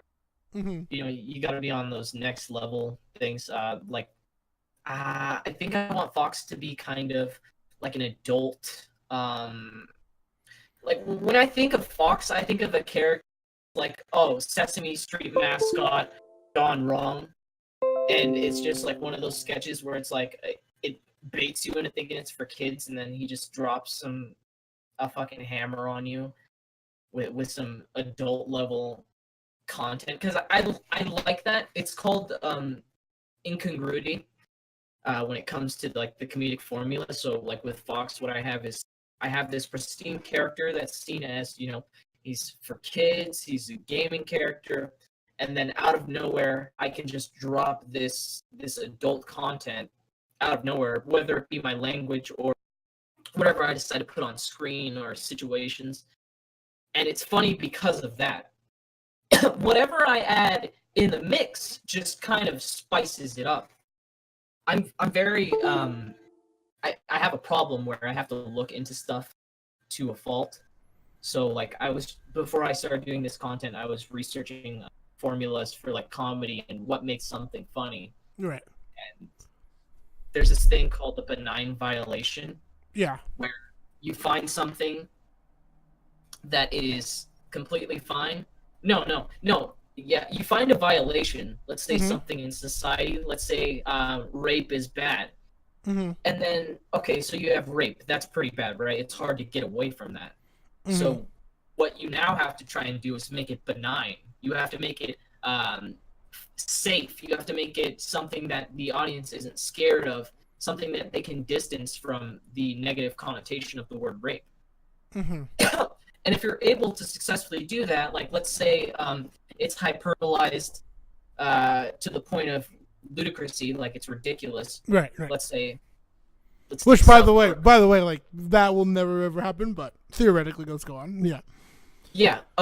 So like South Park, in one of the episodes, there's a kid that starts getting raped by a shark after they blow a shark whistle. That's insanely ridiculous. And you just took the word rape and you made it into something that was funny, because not only is it something that could never happen, it's also less real because there's another layer of it being in a cartoon, and also another layer of you understanding that the cartoon is intended to be this satire of you know, like real life society. Yeah. And that's what kind of coincidentally, that's what makes like South Park and Family Guy like one of, you know, pretty sought after for their amazing, you know, skits, what they do. Like I think one of the things that Family Guy does really well is this goes back to what I've been saying. I've met writers, producers, because coincidentally the Voice Actors Guild is right next to my old job. So I met, dude, it was great when they had the whole EA. They had a strike going on. It was actually the worst day because they had a strike outside that building, and then they're all like, "Hey, we're all hungry and we want drinks," and then our place was open, and then they all walked in at once, and I was like. I had to like make drinks like it was Starbucks in the morning in like San Francisco or whatever. Jesus. Like, damn, I was just breakneck pace, like 5 drinks all at once. Like, if I got 6 drinks, I brought them all out and made them all at once. Like, whatever I could do. It was insanity. But I've met a lot of them, and they told me one of the great things about the content they could do, like Family Guys, they have told jokes so, like, it's so it can be seen as really bad, like horrible. A lot of them being slightly racial, but they tell the joke, but they immediately move onward to the next thing. So that they don't let you get a break. So they don't let you lament in it. So that you can move on. And that's kind of how their comedy works. If you ever watch an episode of Family Guy ever, they tell you these jokes so many times, and then they immediately jump off to the next point. They don't let you have a break and say like, "Oh, I'm offended." No, they're like, "Oh, that was kind of awkwardly funny," but they've moved on from it. They immediately move on from their jokes so that they don't let people get offended by it. Yeah, and in a way, it's like you said, it's telling the joke. It's making something that's bad funny for that moment. You never really think about it until you sit back and look at the writers. You're like, damn, that was really bad, but it's hilarious apparently. Yeah, in that sense, it appeals to shock factor. Yeah, which is another thing that could, because sometimes there's just random, really terrible things you could say that you're just trying to shock the other person and make them think, "Wow, I can't believe you said that." And that can be taken 2 ways. You either 1, get offended, or 2, think it's funny because they said something that could get someone, offended. Yeah. But I actually like that kind of comedy where, it's the really quick shock factor. You just jump to the next thing, because it kind of puts your viewer in an uncomfortable situation where they have to deal with this really complex thing you just threw at them. But you're also showing them that, hey, it's not that big of a deal. We have other things going on in the rest of this video or the rest of these clips. So yeah. it's kind of it's trivializing these things that we hold at such a high standard by putting them into this box, this tiny box that you now control. And it's like, hey, look at this. Okay, box is gone. Let's move on. Totally. Yeah. I think that's great, because when we're encompassed by these terrible things like racism, the slavery that happened, economic depression, when you're encased in it, it can be depressing.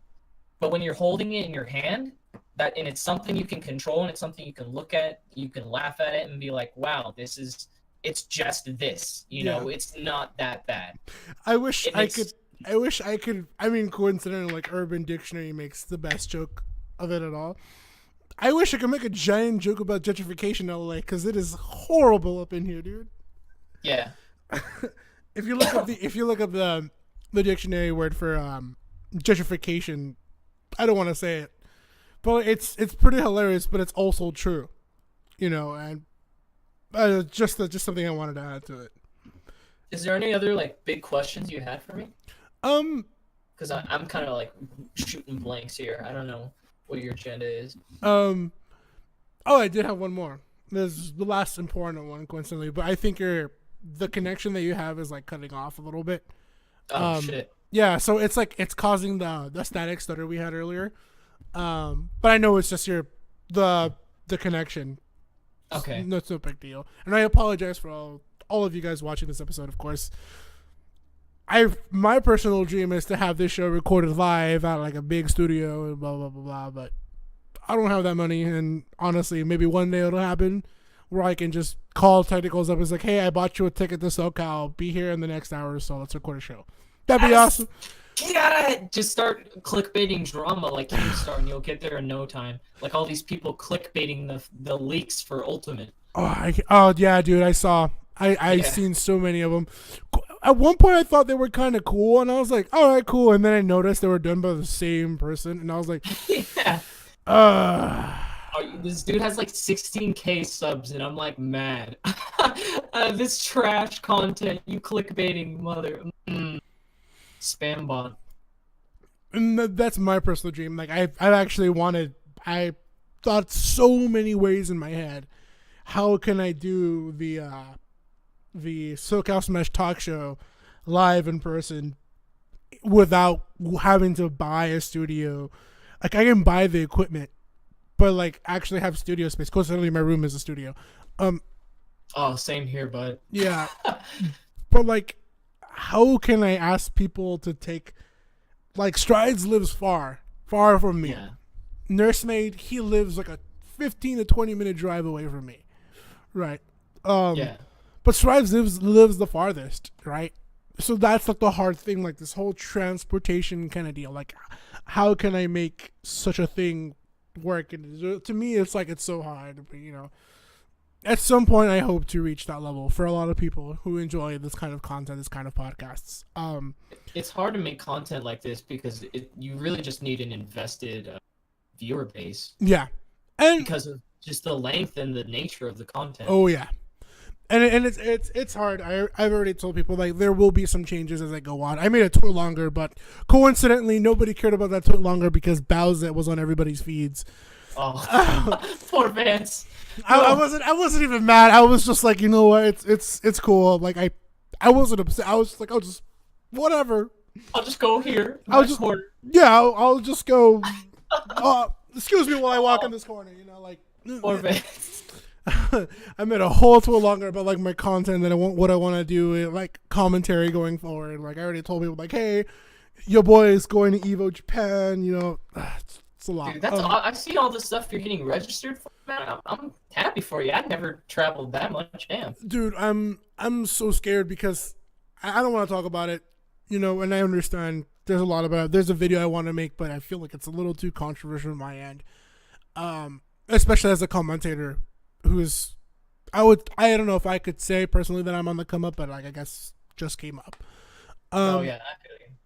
There's a lot of videos that I do want to make addressing things, but I feel like, you know, out of respect for that, I just don't want to make it seem like I'm attacking people or attacking someone, especially because some of these people are my friends.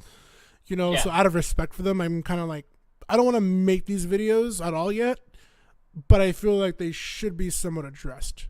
But I don't want to hurt my friends because I know there are a lot of high commentators that I do consider my friends, and I don't want to shame them at all because they're great people, and they're great people to me, and they've helped me out. It's all about framing. Yeah. To be honest, yeah. It's always tough. My final question to you as part of this talk show, as we've gone through I feel like we've gone through a pretty good definitive history of FazeLinkz, literally from, like you said, your Toon video guides to the Fox and Friends to Detective Tech, right? We've gone through a pretty good time, and I would say, you know, you've accomplished a lot for yourself within these past, you know, 4 to 6 years. So it's pretty amazing. I've done something. Yeah, you've done a lot. But one question, and I apologize to them in advance because I don't want to offend these people at all. Or I don't want it to be seen as offensive or I am attacking them. This is just a question for the audience to know, for people out there to know. What was and I feel like it's kind of known already, but where can you tell me where it began that you felt like I want to separate myself from Vegas? Probably when I felt like the boy who cried wolf, JK, and like recently they've all been starting to realize that JK is like harassing people, and if he didn't make that post about him quitting Smash 4, there was talks of him getting banned from the community, from our local community. And I've been saying this shit forever, and I even made an entire video basically breaking down how he doesn't feel any empathy towards the people that he's affected. And it's just, it goes on deaf ears, and a lot of their arguments were, oh, you were making fun of JK the whole time, so, you know, I didn't really watch it, or, you know, it's like, why is the point, why is this very valid thinking now invalid because of how I presented it? Yeah. They feel like they get to decide how I present my problems with whatever I'm talking about. But the fact that I'm making the video in the first place means that I'm past the point of wanting their input, and, you know, I'm presenting my case. Yeah. So, I feel like going at it from a detective's perspective and trying to be objective while also trying to be incredibly entertaining it's hard for me to do. But I feel like I have to do it because it's just the whole thing about criticism again. People feel like they're not they're exempt from criticism, and I hate that. Yeah. And if someone has to do it, and if I have to be that flagship for people to start being like, hey, you did this shitty thing, fix it, then I'll do that, because I lack empathy sometimes for other people if it has to do with a very objective problem. Like, if you do this, this, and this, and you can fix it, I'm all for it. But if it hurts their feelings, like, that's the point where I'm like, I really don't give a shit. Can you just, take criticism for once in your life and, not be a complete pussy? like, sorry for that. That's no worries. That's my niche. Mm-hmm. My niche is being the really gritty and, I say whatever's on my mind type of creator. That's what I've always tell people, that, like, I had to learn the hard way, and they're not my friend anymore, and I miss them dearly, but I had to learn what it meant to be a friend. Just to quickly talk about that really quick. I had to learn what it meant to be a friend, and being someone's friend means you accept them for who you are, for who they are, because you're willing to be their friend despite of certain things. You're willing to make compromises. That's what makes you a friend. That's what means that I love my friend. And I had to learn it the hard way through another friend. And I always tell people that, a pretty vivid example sometimes is, sometimes people don't agree with what other persons in the community have to say. And I sometimes have to kind of step in and defend them, and I go, the thing about X person is, he's always himself. He's not afraid to speak up who he is as a person, ever. He's always 100% him. And I respect that, even if this person doesn't agree, or people in the community don't agree, this person is always himself. He's not fake. And this person is also very heartwarming and a loving person, and a person who's willing to do a lot for people. So you kind of have to stay a step back and say, like, yeah, there are some things you don't agree with this person, but this person is a genuinely kind person who's not afraid to be himself in this world, in today's world, And I have to show respect, because not a lot of people have the courtesy to be themselves sometimes. Some people prefer to wear a mask. Yeah, because you would rather, like, this is why I had a falling out with my friend. Some people would rather be liked by the majority than be themselves and have, fewer friends, because it's scary to kind of take that leap. But I would much rather I've been myself with my friends all the time, and I know that they like me for me, even if I might step outside of like what might be acceptable sometimes. That's what friends are for. They tell you, hey, you're fucking up, can you like reel it back a little bit? And it helps me, because I'm not always perfect. I'm a person, but I have my qualms with stuff, and I rant a lot, but a lot of the times it comes from an emotional place, and I never try to take that to my videos. I don't want to rant about emotional stuff, I want to talk about things that everyone can agree upon. But yeah, it's hard when people are so quick to completely write off a whole nother way of thinking. Basically, it's like, if you don't think this one way, this is the one true way. It starts getting really dangerous. Yeah. Because you start telling people that they're not allowed to think a certain way, and that's not going to help our community grow at all. It's just going to split us right in half. Yeah. And as always, I tell people, people have opinions, and sometimes I feel like, granted, there are some people I've yeah. I've had I don't want to call him out, but I have to say his name. I know who you're thinking. Look, if you're watching, just know, I'm not calling you out, bro. I'm not. I'm just I deeply care.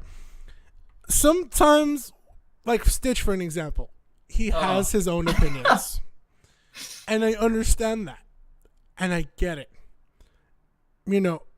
But you have to be careful with your opinions, and that's what I always tell people.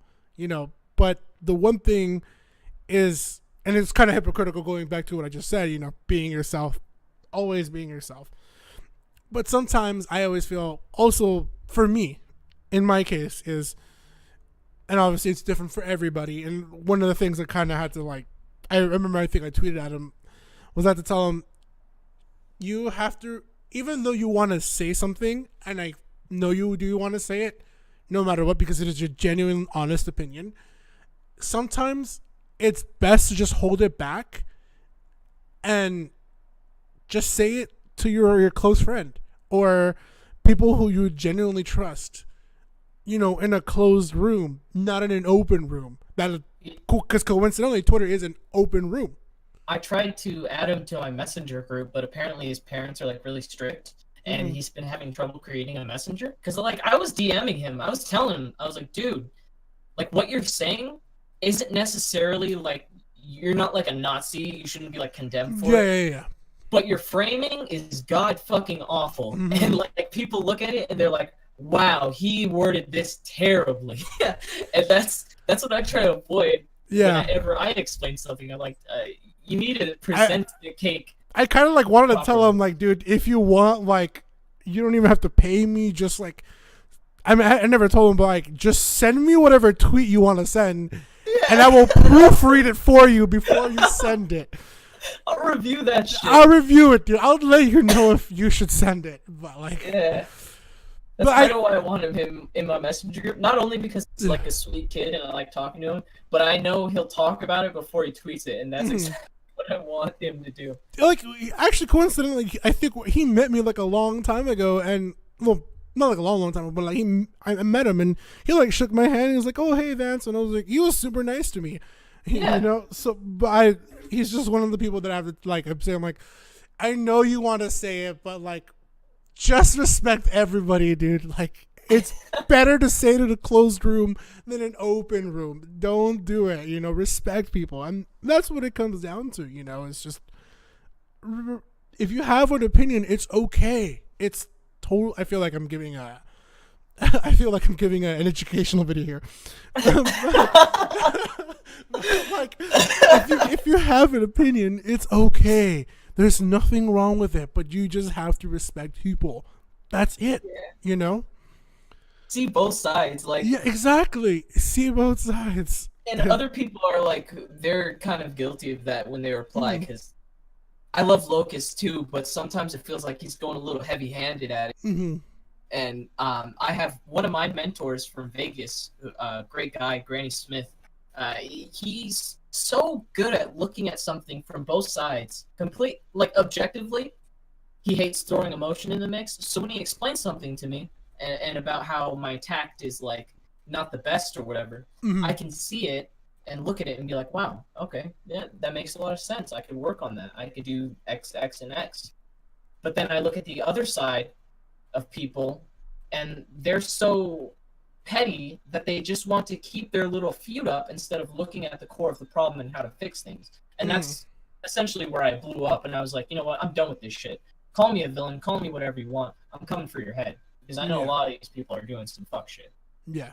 And, you know, I just one more little question I have to ask, but and I'm sorry if your chili has gotten cold, dude. Like, I'm so sorry. I just realized. I totally remember at the beginning of this whole thing. I remember your friend was like, dude, Tech, food's ready. And then you went to go grab it. And you're like, oh, I'll eat this chili when we're done. And I don't know how long we've been talking here, dude. It's good, dog. You're all good. But one of the, oh man, I even lost what I was going to say. You know, and I feel pretty bad for the things that happened to you. Because when you made the video about, JK, you kind of also described your backstory, you know, like things that happened to you, you know. I didn't even like edit that video that well because it was such like an emotional video for me to make. And like I was breaking down like at the end of recording that one, like the nights I had to go to sleep while editing that one. I was so happy to finish it though, because I was like, even if I kind of broke down on camera, that Techniclas and all that past is over. That empathy that I showed towards JK is over. He showed absolutely none to me. It was all a facade. Like, things he thinks he's good at acting, but none of that shit is getting across my radar. Mm-hmm. But yeah, all of that was for JK. Yeah, which brings me to kind of like the final question.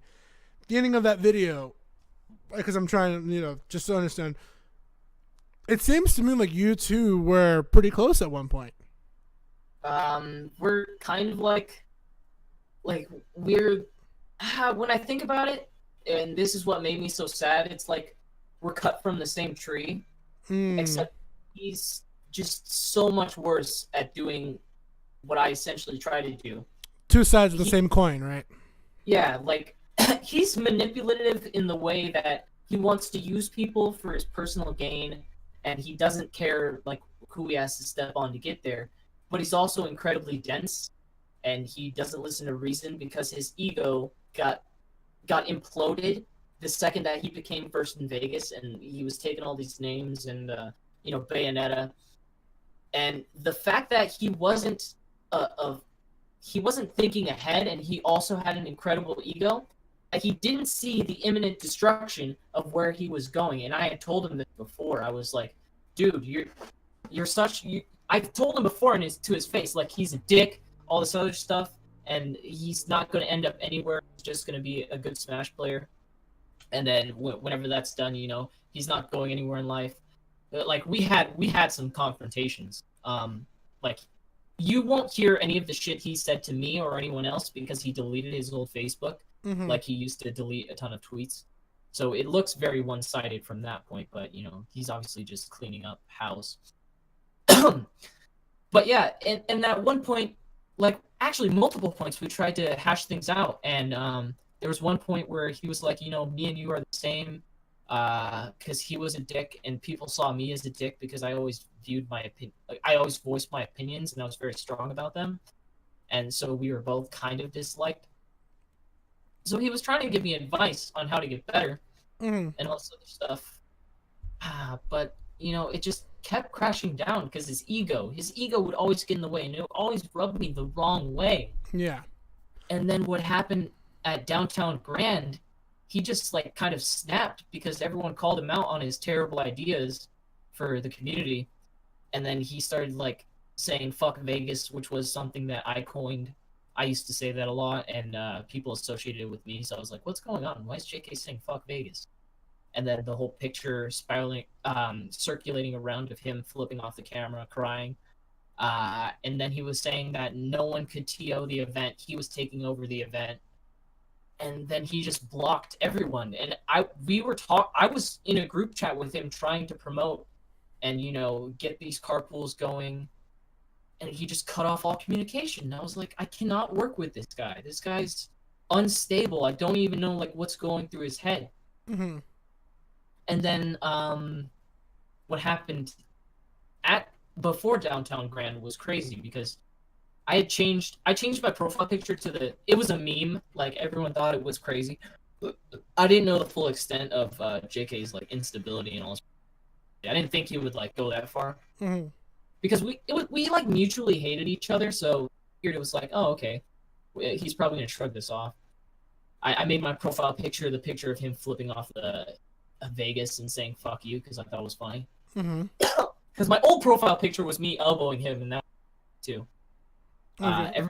Everyone gave me shit for that, but I was like, okay, whatever. And then after the whole thing with the car incident, I was so done. Turtle wanted to literally wring his neck for it because he put all of us in danger, and he laughed it off. Like, he thought it was a joke. He was on Twitter afterwards saying that it was like a prank. I'm glad you guys enjoyed my joke or some shit, but that got deleted, obviously. How he took everything so lightheartedly, like, oh, you're still not going to forgive me? That was like a month ago. He literally said that to me when he came into a venue and tried to apologize. Mm-hmm. I genuinely feel like he does not feel bad for what he did at all. I never once got a genuine apology from him. The first time, I felt a hint of it, and I told him, I was going to file a police report, but now that you've done this and you've been, like, incredibly, mature and showing change, I don't think I'm going to do that anymore. And it got to a certain point where I just felt like it wouldn't even work if I filed a police report, so I kind of dropped it. But then Lycan sent me screenshots of him immediately on Twitter saying that people had the biased side of the story and that we were liars and all this other shit. And I just wanted to go ape shit on him. Just no consideration for me and all my friends. Yeah. And it makes me super emotional thinking about that fucking... And I'm sorry for bringing it on. I just wanted people to get the clarification and me as well to understand the scope of the situation, because I remember I can't remember the specific day where that happened, but the first minute I saw S2H and SoCal Gohan, who's now just Gohan, I immediately walked up to them and asked them, like, hey, are you guys okay? Like, are you guys fine? And then, like, they told me, like, yeah, we're good. The situation's gonna be handled. Like, we're fine. But I was at shock, because the way that it was explained to me was like, and it's been true, was Charlie legitimately just swung Caius over to his side the minute that happened. I didn't even fucking see all that. All I heard was this madman fucking speeding past us. Yeah. And then when he drives past, he has his window rolled down, and I said to him, you might want to die, but we don't, because something was surfacing about him. I thought it was just a publicity stunt, because, he's saying he's, like, depressed and shit, and he wanted to kill himself. And I'm like, okay, fucking, why are you being such a drama queen? No one is, like, actually attacking you. You're making all these problems yourself. He's fucking bipolar. He has ADHD. He has all this other shit that we learned about after this stuff surfaced.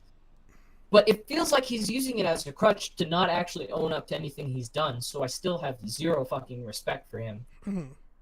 But, like, I felt incredibly bad after he was, like, homeless and stuff. That's why I got even more emotional in my video, because, like, he really fell from grace. He went from rich kid JK to homeless, crazy, dancing on the street and uploading all these weird videos, and went back to quoting himself. And I'm like, dude, this guy is, like, insane now. And it's wild. Yeah, I just remember, like, hearing it from people, and it was just the whole situation for me to take it, because from my standpoint, I was just completely like, this happened, and I was legitimately scared for, like, these people that granted I didn't know you back then, but, like, I was just really scared for, the people I see at a tournament every day, Yeah. And I know it would really hurt me if I didn't see them anymore at all. And to know that it was close to happening, like, really just hit me kind of like it's like it didn't really hit me until, like, maybe 2 or 3 months later, when I went to my friends and I went to a major, and I thought about it, like, it would be really tough how I would take it if any one of these dudes were to just, that's it, because of someone's miscarriage or mishandlement of a situation, because they're upset. And I just thought about it, like, I get a little emotional to think about it. And he didn't even feel bad about it, and that's, like, the part that spirals me into anger every time I think about the situation. Yeah. It's not even the fact that no one got hit. It's that I would be feel upset bad. myself.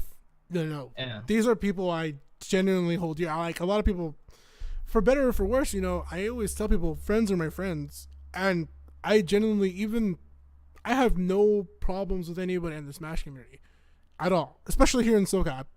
I don't hate anybody, but just to know that they're in danger really hurts me, because that means a situation where, like, that just kind of, like, takes me apart. I don't want anything bad to happen to anybody. It's kind of what I said earlier. I just want us all to be here in this space, having fun, hanging out with each other, because that's what we really are. Hanging out with each other, playing a game we all really love, competitively. And of course, some of us will get salty because one of us didn't get to grand finals, or or die to, like, Fox Fair Footstool, or to, like, Mario Combo C. But that's what I truly enjoy seeing. Like, I've been setting up we've talked, right? I've been setting up Hat for a little while, and it does bring a bit of a tear of joy to my eye every time, even though there's, like, 12 people now. it does bring a tear of joy to my eye when I get to see, HP Azu, when I get to see Shine, when I get to see, even PSI guy, Yeah, I love that guy. yeah, when I get to see them playing, they're here. They're here to just hang out and have fun. Like, it's kind of like when you're watching. It's literally like the end of the world almost. You're watching the end of Smash 4 list. It's like we're all gathered here to just have a couple beers and watch Smash 4 die and have a fun time one last time before it goes. Yeah, it's kind of sad thinking about it. It is really sad, but I'm glad that I'm there to see it end. I was there in the dude. I was there in the beginning. Yeah. I was there in the beginning when it all first happened. When I was legitimately terrible at commentary. It's weird to think that something I was involved with became a part of Smash 4 history. Yeah. It's like I don't even view it like that. I just view it as some stupid shit that I really don't want to have to deal with anymore. Yeah. And I feel like we hit the closer, dude. Yeah, we hit that. Yeah. I feel like we hit the closer. I mean, you were shooting blanks. I'm shooting blanks. Well, just imagine like all that content, all that anger I have towards JK, and then just imagine how bitter I am with my region endorsing him for not feeling bad about any of it. Like, if you ever see me lash out and say some really stupid, petty shit about Vegas, it's because these people will endorse violence, they'll endorse drugs, they'll endorse JK. It doesn't matter as long as they're friends. And I don't give a shit about friends as long as everyone can enjoy themselves, everyone can feel included, and everyone can feel safe. Because that is what I feel like an optimal TO is. And that's what I feel like someone who cares about their community is like. And I felt like I embodied that the most out of anyone. But I got shit on it for disregarding their friendships, and they felt like they were being personally attacked. Their circles were being attacked, and they never understood that. So I made them understand that, and that's why I started making the content that I did. Because that's the only power I have. I'm not like the best player in this region. I don't have like a ton of top player friends or whatever that can spread light on the situation. All I have to do is make people want to look at what I'm doing. Yeah.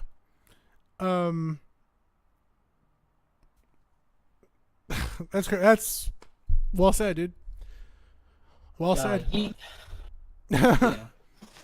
I guess the only layers of some shit there. Yeah. I think we covered a very good. People got a little bit of background on me as well. Let's go, Vance. Let's go, Papa Vance. I mean, that's what I don't want to. I have a really big issue.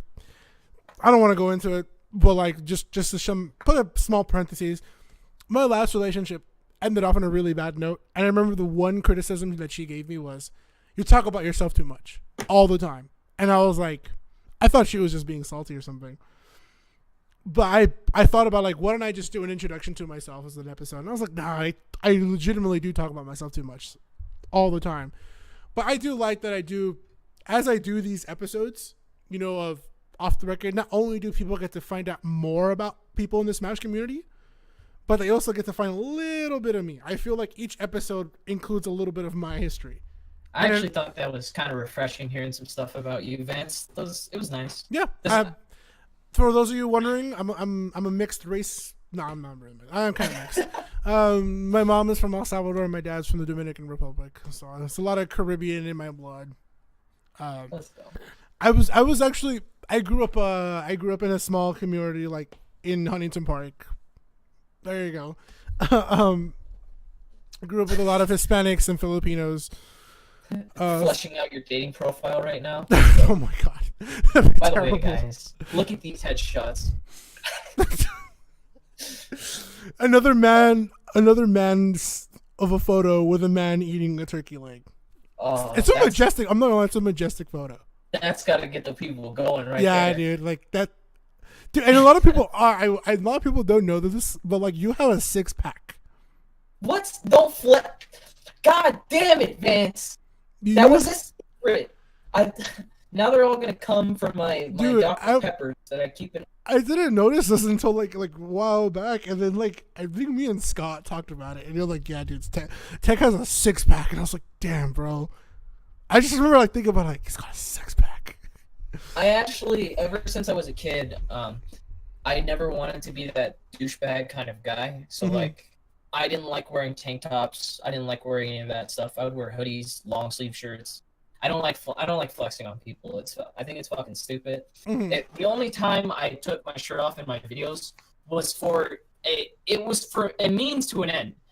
Like, I don't want to cover a shirt in fucking entire bottle of barbecue sauce, so I'm going to take off my shirt and wear some swim trunks. And then the video where we did the drinking game, I was soaking wet and I was getting cold because the fan was on. I did not want to freeze. I was going to get a cold, so I just took it off. And I was like, I'm going to get way more wet than this. And then I was in the tub, and I was like, okay. And then I ripped my shirt off because I thought it was funny. Like, I'm not doing anything to flex on people. Yeah. I just thought it was amazing. I was like, Jesus Christ, this kid has I don't want to 6-pack. view myself like that. I know. I always tell people I've told people before, like, Tech is a genuine guy. Like, I just remember, like, we talked about it earlier this week, but I just want to reiterate it for everybody to hear. You know, like, I thought it was such a nice thing of you. Like, the minute I met you, the first 3 things, I can't say one of them because of the certain words. But, like, but I remember the first 3, like, the first thing, because I'm already cutting out 2 of them. Like, one of the first things you said to us was, do you guys want water, food, or anything? Make yourselves at home. How was the ride? And then like you like moved some stuff around and made space for us to lie down. And I thought that was super nice. Like, and you I can't remember, I'm not phrasing the words right. But I just remember you saying, I want to put in a good word. I want SoCal to have a good time here and put in a good word. I don't know if you said for Vegas or for SoCal, but like that's what you said. And I think it was something along the lines of, I want like you to put in a good word for Vegas so more people come down. There you go. Yeah. And I came back and I just remember like all of us were talking about like the greatest time we had at that. I enjoyed Smash Masters League. I really did. I got to meet G-Pick. I got to see the whole venue, Vegas. But my favorite part about that whole thing, honestly, was just being there at your place, like at Brosinex's place with you, Caius, Illusion, Charlie, Eon, and Case was there for like a night or 2. You know, like we were all just, that was the best part about it. Just like being, like you said, being a good host and like showing us all these cool things about Vegas that, you know, what it has to offer. Like hanging out with Caius for the first time and seeing Illusion and meeting your brother and all this stuff. I just love. That's why I tell people like the 2 best events, my 2 favorite events this year has to be like Hyrule Saga and Smash Masters League. Oh, dude, I loved Hyrule Saga. Hyrule Saga was so good. That was fantastic. I had such a fun time. I loved SCR as well. I loved all these events, but like those have to go like hands down my 2 favorite events this year because I had so much fun. But yeah, I want to prioritize like having fun and making great memories with my friends. Yeah. Another reason why like I don't want to charge people for staying at my house because it's like a treat for me. I get to hang out with you guys. Like, hell yeah. I'm going to take that. And I felt like appalled to like when I think we like day 1 of like Smash Masters League, like we all just like went to B-Dubs. We found out B-Dubs was open till like 3 in the morning. No, it's 24/7 in Vegas. So like SOH was having a ball. That dude was doing backflips for all I know. And then like, I was just like, dude, let me buy everybody a round of appetizers because I'm having so much fun. Oh, yeah, that was great. I really appreciate that. Yeah. Well, Tech, this has been honestly a great episode. Thank you so much for joining, dude. I'd say so, yeah, man. Thanks for having me. Anything you want to say before we leave off? Guys, remember to follow me at Techniclas Fox MC. My YouTube channel is FAF Productions. That's FAF Productions. Subscribe, hit that bell, hit that damn like button. Oh my god. You're a mastermind. Hit him with the promo. Yeah, that was good. I didn't see it coming. I thought you were gonna say a few words or a disclaimer or something, but like, oh Right my on god, that was right on the ball. For those of you who don't know, my name is Vance. I don't want to go much into details about myself. If you know me, I do commentary. I love it. I've done commentary at several events, and I enjoy it. But this is a talk show where I get to take a lot of the stuff that I feel that, you know, when you do commentary on the mic, I've been told and I've been taught, I've taught myself, you know, focus on the game because that's what matters the most. The players, the player story, the players, the game itself, all that matters. Everything else can be discussed afterwards. So I created a talk show, 2 of them, well, technically 3, but we'll talk about the third one some other day. So I created a talk show where I can talk to the people about all these cool things and give a little background history about them, and also bring some things to light that people don't know. Hence the name Off the Record, where we make things. Man, episode 1, J-Max was right. Maybe I don't know if I should change the name. The name is good. I really like the niche you're going for because I don't think it's something anyone else is doing. Yeah. So like marketing it as like, you know, the other side of commentary, I think is really beautiful. It's a beautiful parallel that you got going on. That's why I can't find the perfect slogan for it though. It's like it's off hard. The record. Yeah, it's really hard to name so something. Difficult. I will one day, but I will one day, and we'll get it right. You and I can talk after the show, but hell yeah. Until then, of course, this has been my good friend Techniclas. And of course, you guys can follow him at Techniclas, Fox MC, Fat Productions, youtube.com/fatproductions.com/Fat Productions. And if there were any audio issues, we both apologize, of course.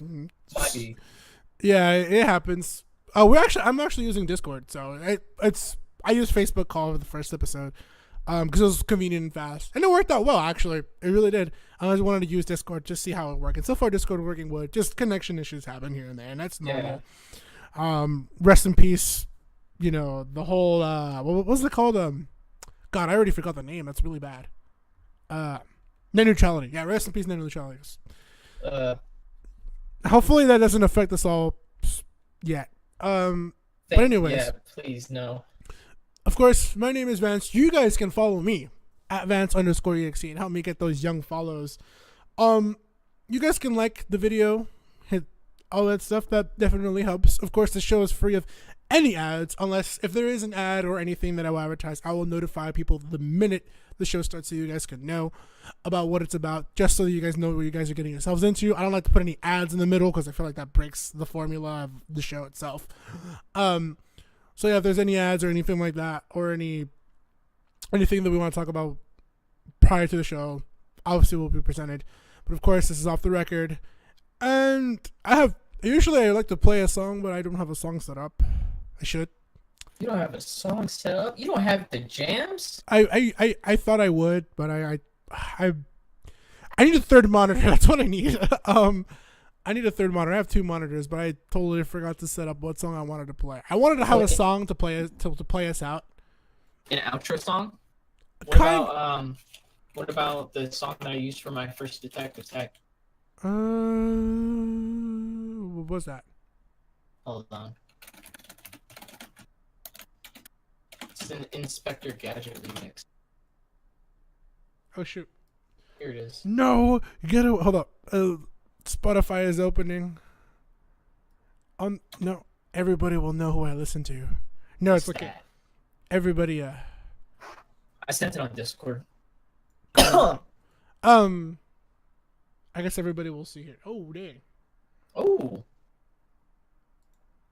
I actually have a song that's my outro song now too, that I'm gonna start using when I actually. I'm working on my brother's making a song that I'm going to have for my intro, and then I'm going to film an intro with all the different characters that I do. Nobody could actually hear that. I'm so sorry. The song was playing, and it was so loud. It was so loud, dude. Play? Yeah. well, playing you off, and thank you so much for joining me, Tech, for this episode, this very special episode of Off the Record. We will be back with episode 3 coming out really soon because I promise everybody that everything is full stream ahead with all of this content that I've been doing for the Smash community. The next episode features a very, I would say, somebody who people know and love, but his story hasn't been told yet, and I feel that it is also worth telling and worth knowing. And a great teaser. I filmed it at a certain location. I won't tell you guys until the episode is ready. I don't want to thank him for being on the show, but we'll also see more. Yet again, thank you so much for joining me, Tech. Playing us off is this pretty cool Inspector Gadget remix. Until next time, guys, this has been Vance, and it has been my pleasure to serve you all.